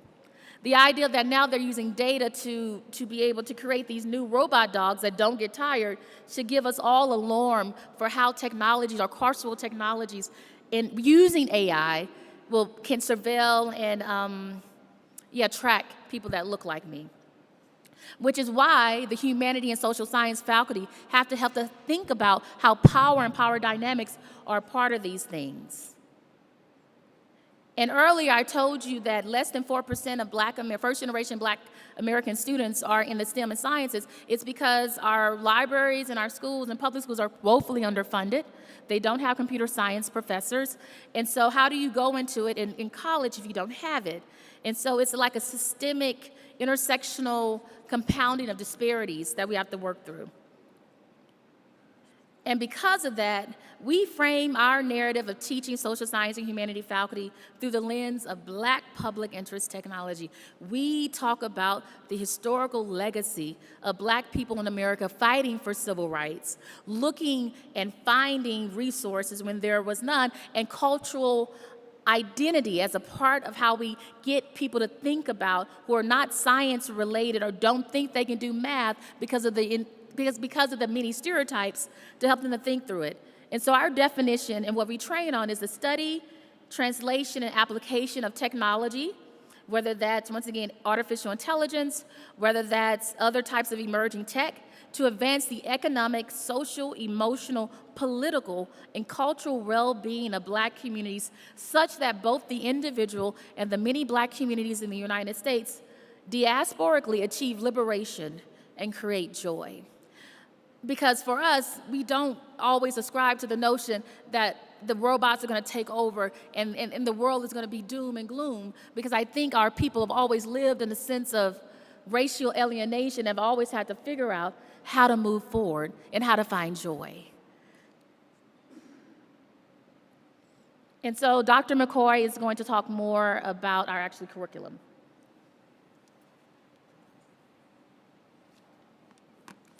Good afternoon, everyone. And I'll be brief, but I want to talk about how we implement this. In one of the earlier panels, someone asked a question and said, how do we infuse this in curriculum? What do we do going forward? How do we get this in front of our scholars? And so we were very intentional about how we did that. And so we took a curriculum, or built a curriculum, and we worked with 20 institutions. And as Dr. Wilson mentioned, there's over 100 historically Black colleges in the United States, and we worked with about 20% of them. this summer what we call public interest technology curriculum. And so in that curriculum, we looked at how we work with social science faculty, humanity faculty, looking at both the positive and the negative outcomes of emergent technology and artificial intelligence. And so we felt that our humanities and social science faculty are the key for this work. And so we wanted to make sure that we made an intentional investment in them. And so, as I mentioned, we had 20 faculty members that we worked with. We paid, and one of the things that we also wanted to do is be intentional. We wanted to not only engage them, but we actually paid them $3,000 to participate in this particular training. And the training was 15 hours in person, and they've done some hours outside of it, but it was 15 hours over a month's period of time that we engaged them in module work around public interest technology once again, and I'll share a couple of the modules with you. But like I said, we wanted to make sure that anytime we ask our faculty to do something, we respect their time. And so once again, we wanted to make sure we made an investment in them so that they make an investment in our scholars. Once again, one of the outcomes of this engagement was a capstone project for our faculty. So the capstone project could come in, they can design a new course, they can update their current syllabus, or some created a center for AI and social justice. And not only did we engage them so that they can learn and be knowledgeable about the work, and not only could they design and build it into their curriculum, we also connected them to national and global resources that invest in this work. And so that was also another aspect that we wanted to do, is that we didn't want to just plant a seed, but we wanted to give some water so that seed can grow. And so we connected them to individuals who can help water their ideas and what they did. And so and just working with 20 of our HBCUs, we already had a multiplying effect of impacting over 2,000 students just in a 15-hour session of training. And a couple of modules I'll get to and then turn it over to my colleague some of the modules looked at responsible computing practices. And there's 6 domains within the responsible computing practices. And those 6 domains are responsible infrastructure, data centers, responsible impact, responsible coding, responsible systems, and responsible data use. Those are some of the modules that over those 15 hours our humanity faculty were engaged in, enlightened, and they got to see from their own perspective what this looks like. And then some of the concepts of responsibility, we put these in a few categories. Some are responsible computing for AI, AI for good, social tech, civic tech, tech for good, responsible tech, and gov tech, and responsible computing. So once again, these are some other those parts of what we train our faculty on in the space. And then this is just a list of national and global philanthropic and investors that fund this work around the intersection of humanity and technology. And this is, once again, we were very intentional about bringing our faculty members in front of these some of the funders, as well as, once again, a one-on-one engagement, but then also, once again, providing and supporting them in their ideas and in their passion. And like I said, these are just a few of those. But one of the things I want to do is bring up one of my esteemed colleagues, Dr. Craig Soares. He was one of our faculty fellows in our first cohort this summer. Dr. Soares works with me at Stillman College. He is a man of interdisciplinary studies. He is our director of interdisciplinary studies. He is also our director of our honors college. And he also is a faculty in the School of Business. And so when we talk about intersectionality, Dr. Soares embodies that intersectionality. And he was one of the ones that went through our training. And I want to bring him up so he can talk about how he evolved in the work, but then also what is he doing in his classroom that is going to create the spaces and the new workforce that we need in the 21st century workforce. So please join me in welcoming Dr. Soares to the stage.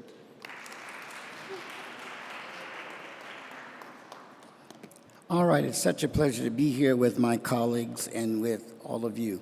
I just want to ask just a quick question. How many are faculty members here? Can I just see your hands? Faculty members. Faculty, you actually teach, you're in the classroom, all right? So most of us are faculty. And of course, we do research. Last question, how many of you have students that bring their phones to class? Students bring their phones to class. All students have phones, correct?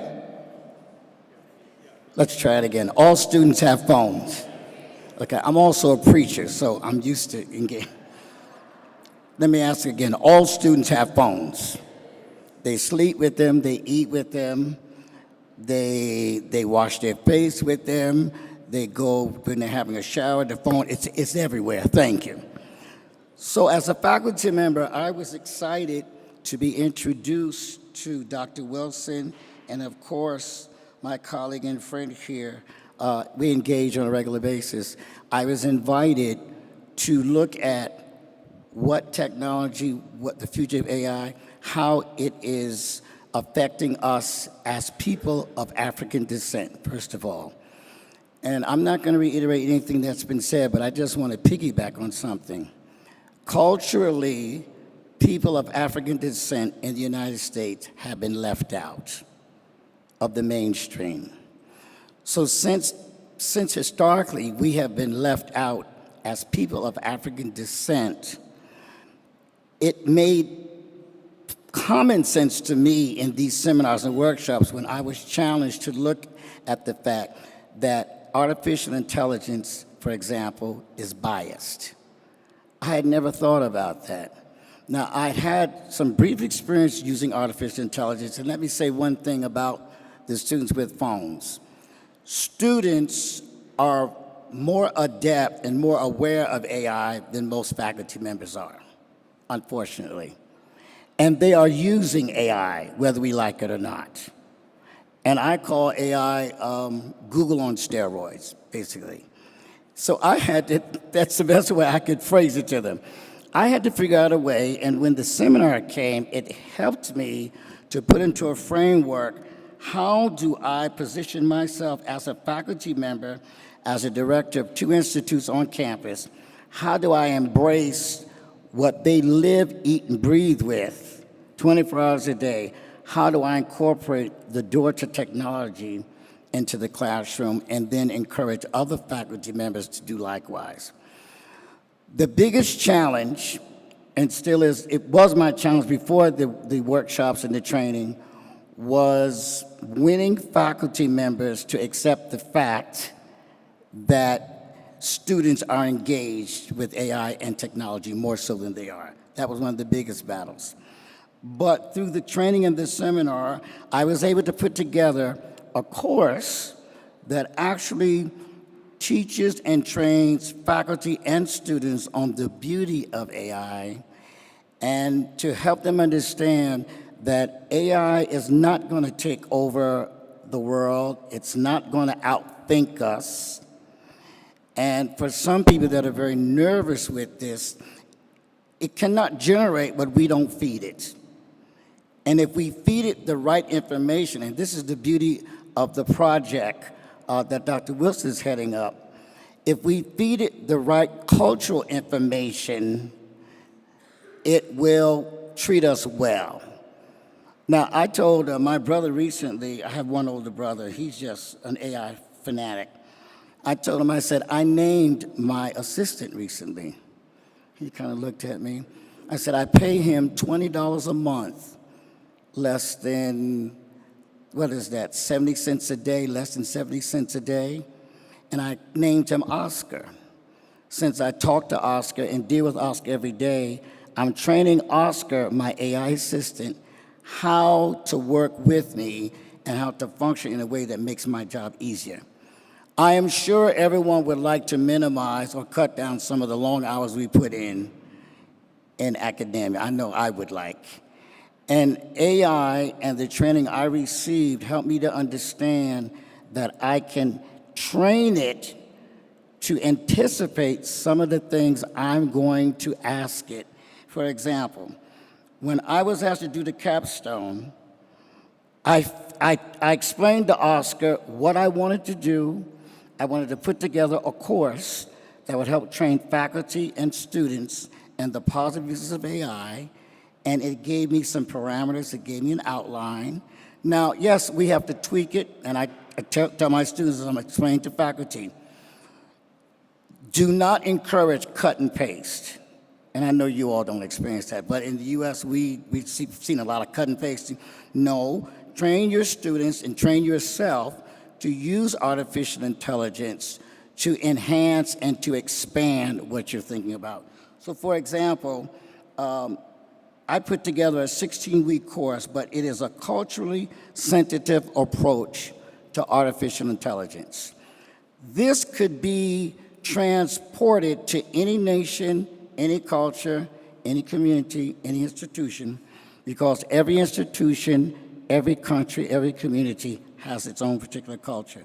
And through 16 weeks, it goes through the introduction to AI, machine learning fundamentals, neural networks, deep learning, natural language processing, AI in healthcare. Then it covers different areas: finance, education, entertainment, ethical and social implications, AI and community engagement, AI and entrepreneurship, and then it encourages the students, whether it be faculty or students, to design a capstone project and then present it. So this crosses the board of all disciplines. I've always been a firm believer, because my strength is humanities, we should not be siloed.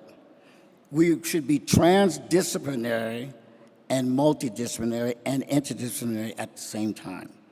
So this is the beauty, and I hope I've encouraged you as faculty, as researchers, as administrators. Let's not fight it, let's embrace it.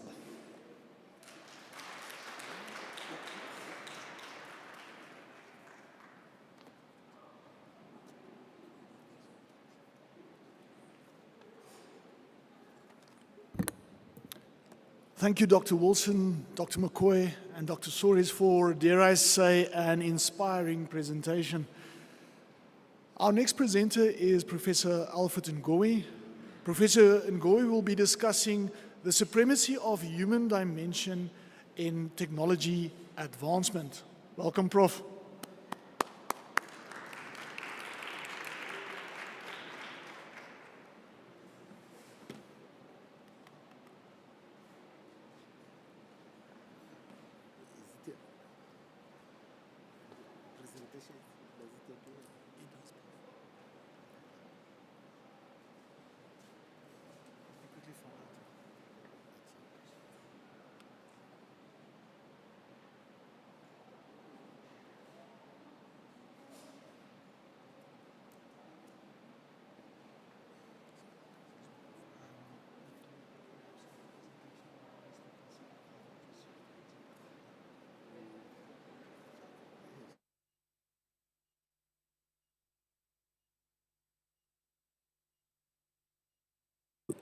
Good afternoon, ladies and gentlemen. There is a small hiccup that the presentation is not here yet. And I would not like to speak without the presentation. If you can bear with us for a few minutes. Thank you.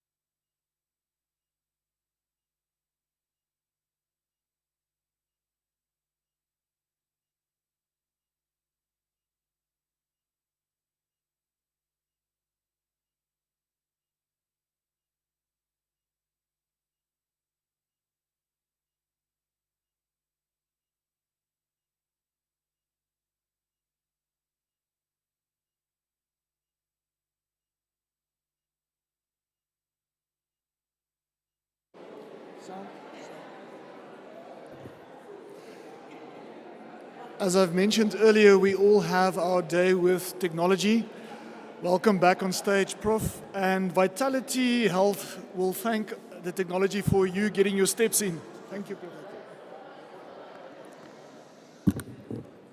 Good afternoon, ladies and gentlemen. May I draw your attention, please? Thank you very much. Ladies and gentlemen, let me say all protocols have been observed so that I can go straight to the presentation. Let me say my presentation actually is a summary of what has been presented today. I just want to connect the meaning of our artificial intelligence and the establishment of the Center on Human Technology Interactions. So I'm going to talk through these 4 points here, where we're going to talk about the evolutions which have already been made, and we'll talk about the human dimension of technological progress, and then finally we'll talk about the ethical considerations.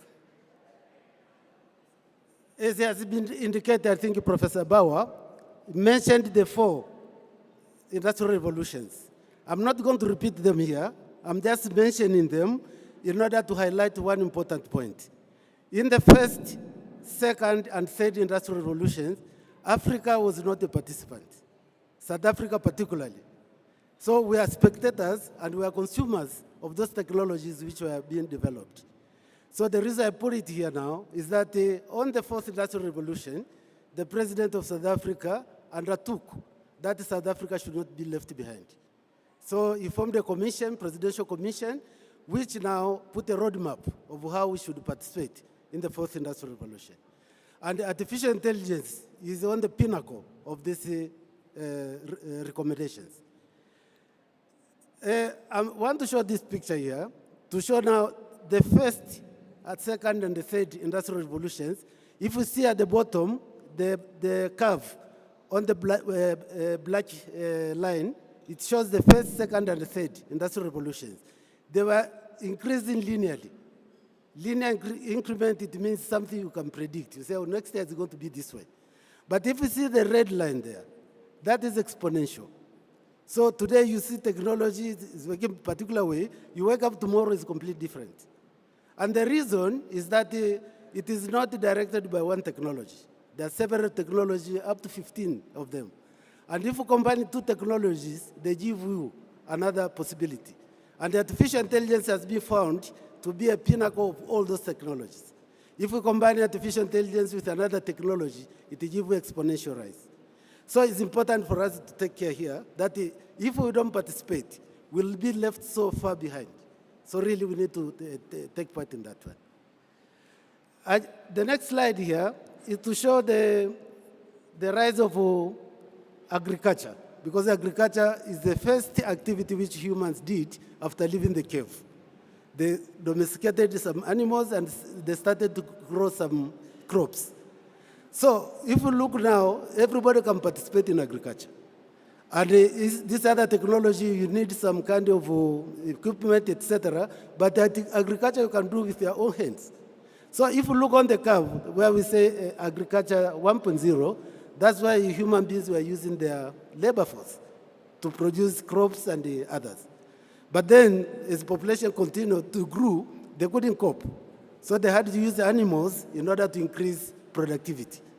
Remember, the word here is productivity, and actually is working for the human. How the technology of using animals helped the human to increase productivity? So on the agriculture 3.0, it went now and it coincided with the first and second industrial revolutions, where you had the tractors. But if you can see those tractors, they are quite mechanical. They just do things like human beings. So you are going to see now the difference between those tractors in the agriculture 4.0 and the tractors and agriculture 4.0 is that the latter are intelligent. Intelligent in the sense that they get information, they get data, and they are able to think like humans and make decisions. So that is a major difference, and really that's where we need to be. And we find out that when we participate in agriculture, we should not go back 200 years ago. We should start here, information technology, how do you use that one to do agriculture? And really, countries like China, they're already there. If you see agriculture in China has completely changed, and really we need to catch up. So I'm putting this figure here then to show that intuitively technology has been there to help human beings. Of course, there have been some bad actors who use technology for nefarious reasons. But in the nutshell, technology is there to increase productivity for humans. So the next slide is going to show here that technology can have meaning to humans if it serves human needs. If it serves anything else, besides the 3 bullets here, we have to be suspicious.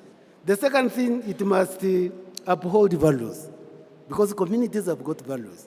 If we bring technology which disrupts those values, then we say that is not serving human. And then the third one is that it has to enrich experiences. Because if you look all the industrial revolution, the human being experiences are being enriched by the technology. There is the issue of monetization of those technologies.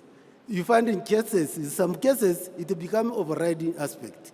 And actually, it distorts the basic principle of technology. So let's put it clear. Technology has been there to increase productivity and for human the purpose. But when we put a business model, which now prioritize monetization, we start distorting the technology. The next slide is going to talk now about ethical considerations. Because Professor Lalu has indicated that very, very strongly, that for technology to be for service of humanity, it has to consider ethical consideration. And here broadly, therefore, there are 3 major issues. The first one is protecting right and privacy. We all know that if we use a facial recognition camera, and then it interferes with what you do at home, you feel very uncomfortable. There is an element of public good for facial recognition, that it can reduce crime to 0. But then there's that element, is my data going to be used for nefarious purposes? So really we need to balance. And the scale which you see on the right here, or the figure there, is try to see a balance. Can artificial intelligence draw a balance between public good and privacy? Then the other aspect which you should look at is to promote inclusivity. We should not use technology now to sideline certain the populations. Of course, there are already disparities in nations. What we want is technology now to remove that, not to perpetrate it. And then the third thing here is that we need to have technology which fosters trust. Because if we have technology and people don't trust that one, I don't think they're going to use it. So now, those are the principles which we want to make sure that we follow in our Center for Human Technology Interactions. Can we uphold all these principles? Can we protect the rights and privacy? Can we promote inclusivity? Can we bring trust using the technologies which we develop? So the next slide is going to talk about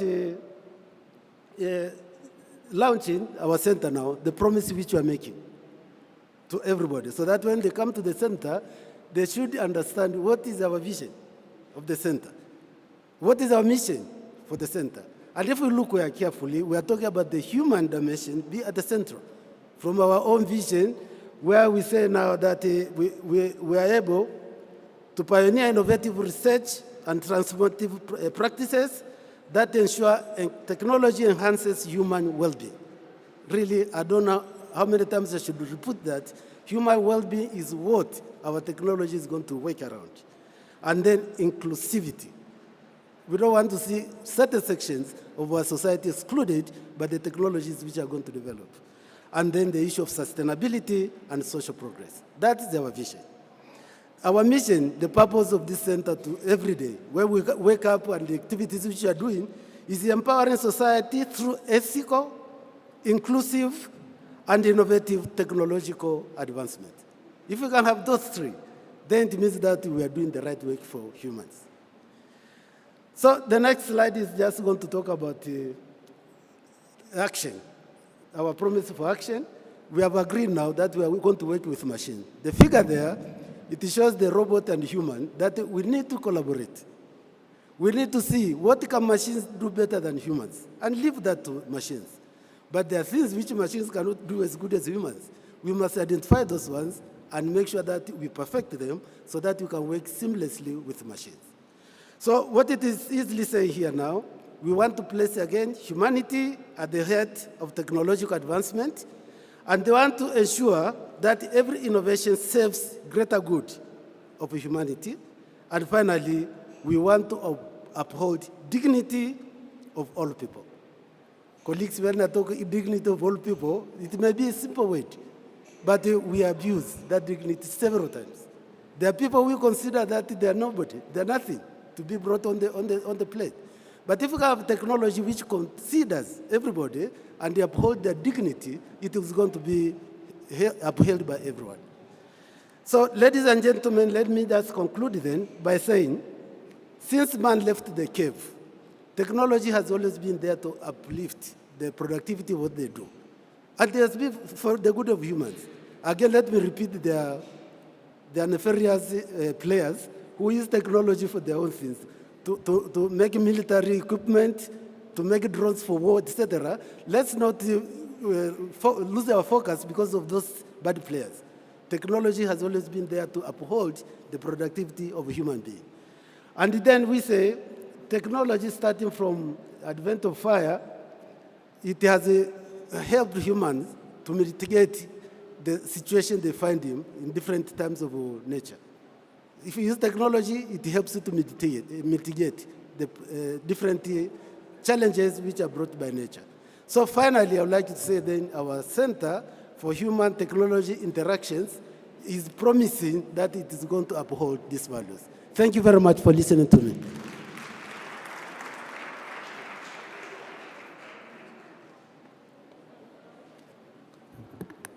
Thank you, Professor Ngoyi, for the discerning presentation. It is now my privilege to call to the podium Professor Desiree Kocht and Dr. Leandi Steenkamp to deliver the vote of thanks and the closing remarks, respectively.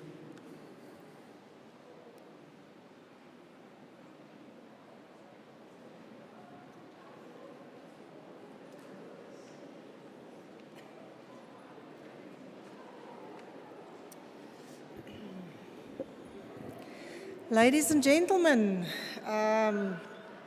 we have come to the end, and I just want to say a few things before we hand over some gifts for our guests. So I've jotted down some key words that I think encapsulates what we spoke about today. The one is an interdisciplinary center. The other words are humanity, technology, and ethics, people-centered technology, societal implications, human well-being, phases of industrialization, community members, human needs, values, and experiences, and technology advancement. And I think these terms show the link between technology and humanity, and also that's why I'm so excited about the center and also being part of it. So this is all from me. We have some gifts to hand out. Over to my colleague, Dr. Steenkamp.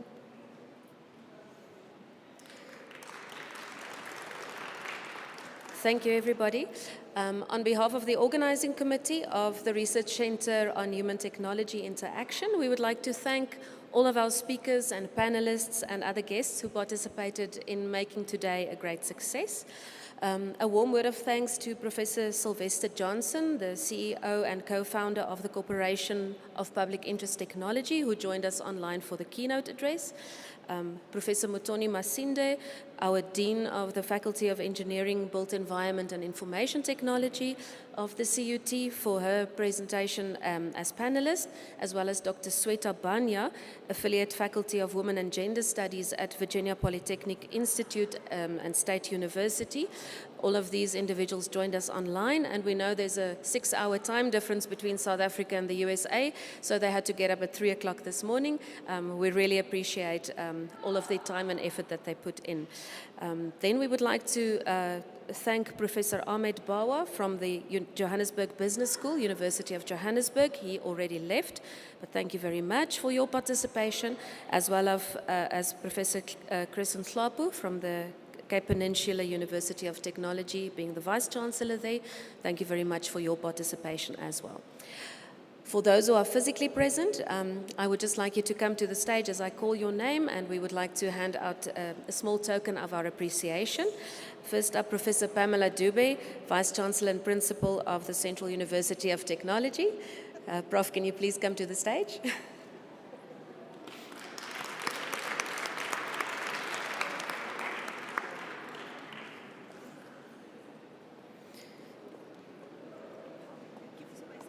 I don't know. I'm just following instructions. Thank you very much, Prof. Okay, just okay. Oh, all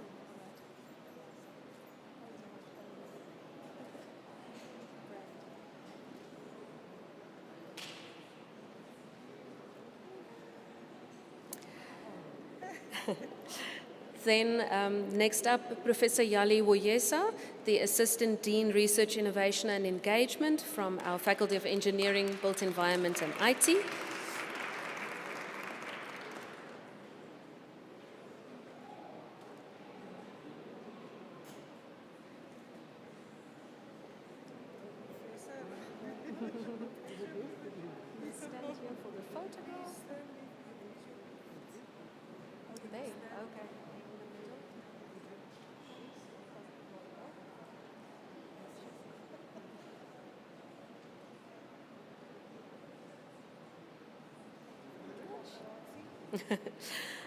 Then next up, I would like to call Dr. Daphne Mashile Nkosi, the founder and executive chairperson of Kalahari Manganese Pty and the Stanley and Daphne Nkosi Foundation. Thank you very much.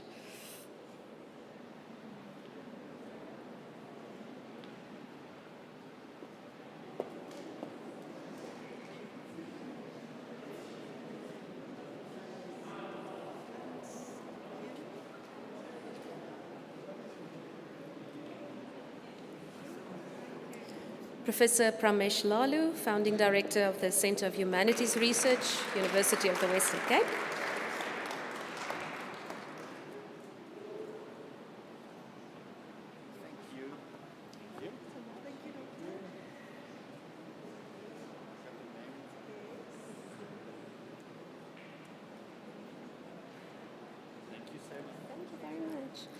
Dr. Charity Mbeleni Murema, Chairperson of Council of CUT. Thank you.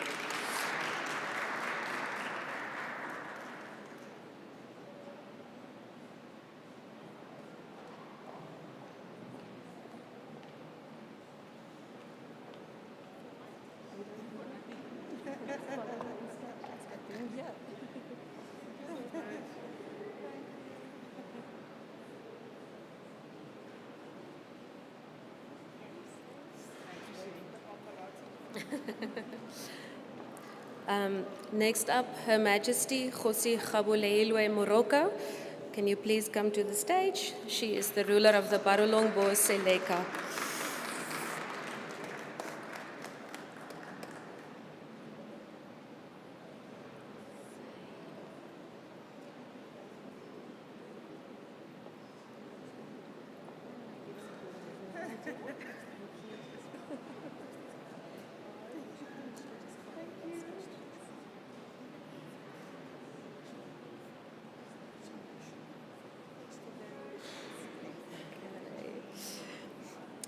Dr. Karabo Sebake, the Dean of Student Affairs from the Central University of Technology. I think he left already.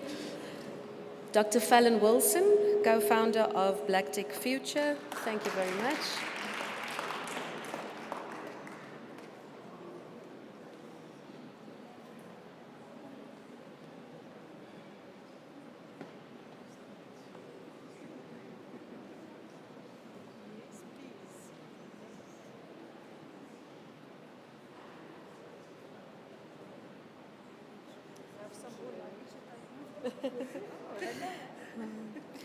Professor Alfred Ngowi, our Deputy Vice Chancellor, Research, Innovation and Engagement at CUT.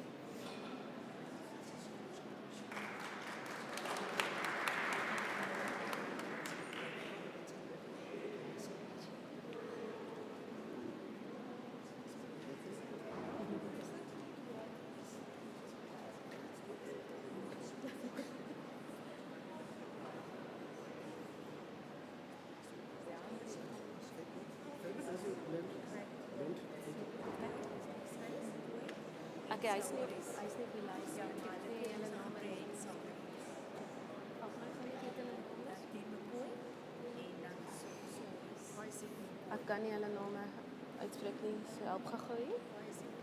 And then we would also like to call Isaac McCoy.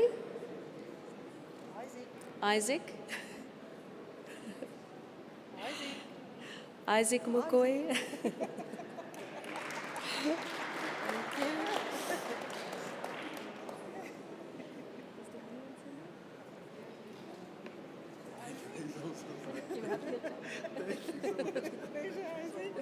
Please stand here.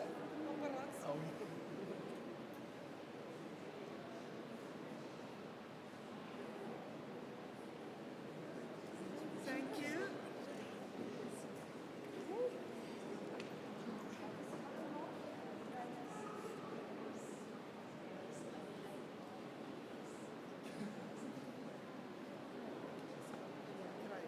And then Craig Suarez. Craig, thank you.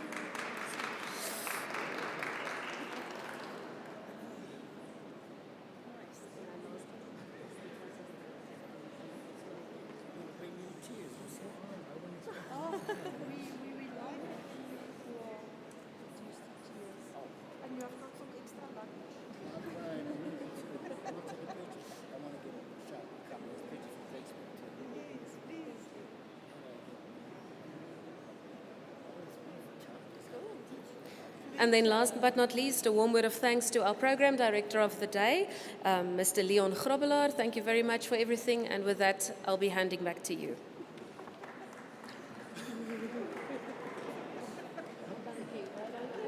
Thanks, Wit.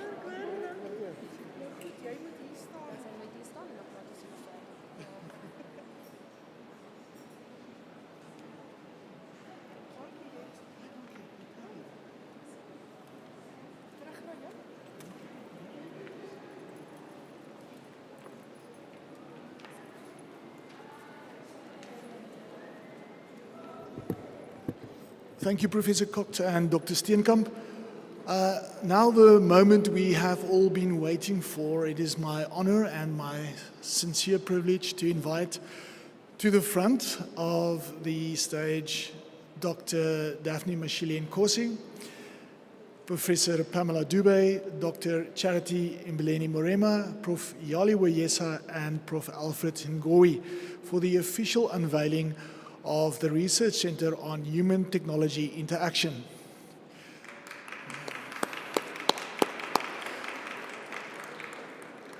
Would the dignitaries be so kind as to stand on the right-hand side of the television screen, because we have some fireworks or fire or something happening, just for the safety of everyone involved.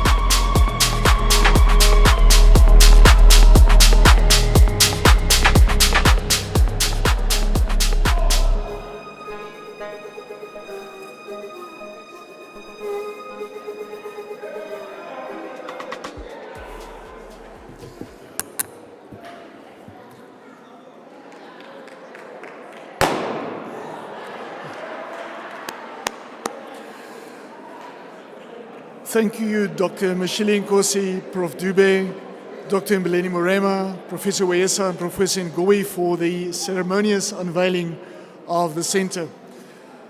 Distinguished guests from local and abroad, as we bring this momentous occasion to a close and considering the presentations and the discussions we had the privilege of attending, I'd like to take a moment for us to reflect on the profound possibilities that lie ahead. We stand on the threshold of a future where the collaboration between human insight and technological advancement has the potential to solve many of society's most pressing challenges. But as we learned today, the key of shaping the future lies not in the technology itself, but in how we harness it for the greater good. As Professor Dube also noted, the Research Center for Human Technology Interaction, will play a pivotal role in ensuring that technology serves humanity and not the other way around. And as we continue this journey, let us consider the words of Albert Einstein, who once said, "It has become appallingly obvious that our technology has exceeded our humanity." It is therefore our task to bring humanity back into focus, ensuring that every technological leap we take is grounded in ethical considerations and beneficial to society as a whole. Thank you all for being a part of this very important milestone. Together, we will build a future where technology empowers, enhances, and elevates the human experience in meaningful and lasting ways for everyone. Thank you.